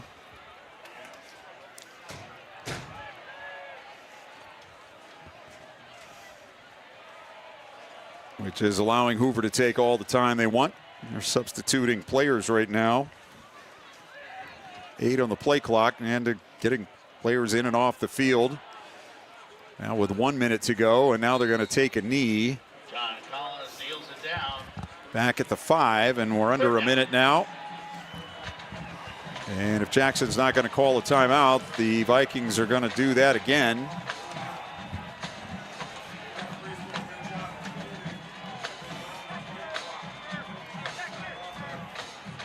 So now it'll be 3rd down. 35 seconds on the game clock. Collins takes a knee again. And they won't have to do it anymore. The Hoover Vikings getting ready to ride the rail. Yes. So I was trying to find where the trophy disappeared to. Who gets to carry that thing? A big second half for the Hoover Vikings. And they beat Jackson here tonight by a score of 35-14. The scoreboard's already been wiped out. Scoreboard operator apparently has somewhere to be. So we'll take a timeout and we'll come back and wrap it up from North Canton as the Hoover Vikings beat Jackson 35-14. You're listening to High School Football presented by the Sarshone Auto Group on Q92. Northeast Ohio knows football, and Sarshone Auto Group knows Northeast Ohio. As an official partner of the Cleveland Browns, Sarshone Auto Group serves our community with the best selection and the best service. From Ford, Chevy, Chrysler, Dodge, Jeep, Ram, and more. From the toughest trucks to the SUVs that fit your family. Sarshone Auto Group, an official partner of the Cleveland Browns, and the place where Northeast Ohio comes to drive. Visit sarshone.com. This Saturday afternoon at 2 p.m. on Q92 and the Q92 Sports Network, it's the biggest high school football game of the year. Brought to you by the Sarshone Auto Group. It's the Massillon Tigers traveling to Tom Benson Hall of Fame Stadium to take on their arch rivals, the Canton McKinley Bulldogs. Clint Scroggs, Ryan Keller, and Ryan Bevere will bring you all the action live from the Hall of Fame City. But the action starts early with our special Massillon McKinley pregame show brought to you by Sarda that kicks off at 10 a.m. Hosted by Sam Berkwood and Ryan Keller, live from the Hall of Fame Village and the Gridiron Gastropub. From 10 to 1:45, Sam and Ryan will get you ready for kickoff with an all-star lineup of guests and interviews from Massillon and McKinley legends past and present. Tune in to hear us talk to Canton Mayor William Shear along with Massillon Mayor Jamie Slutz. We'll also have former Massillon Tiger head coach and current Warren Harding athletic director Rick Shepis, along with former McKinley player and coach Antonio Hall. We'll also be joined by former Massillon Tiger and current Ohio State assistant coach Devin Jordan and former McKinley quarterback and current Chicago Bear Dominique Robinson. Massillon versus McKinley. This Saturday at 2. Coverage starts at 10 a.m. Only on Q92 and streaming live on the Q92 Facebook, YouTube, and X pages. The Q92 Sports Network, your home for the greatest rivalry in high school football. This is High School Football presented by Sarshone Auto Group on Q92 and the Q92 Sports Network. Well, back a final time here at North Canton, where the Hoover Vikings have beaten Jackson by a score of 35-14.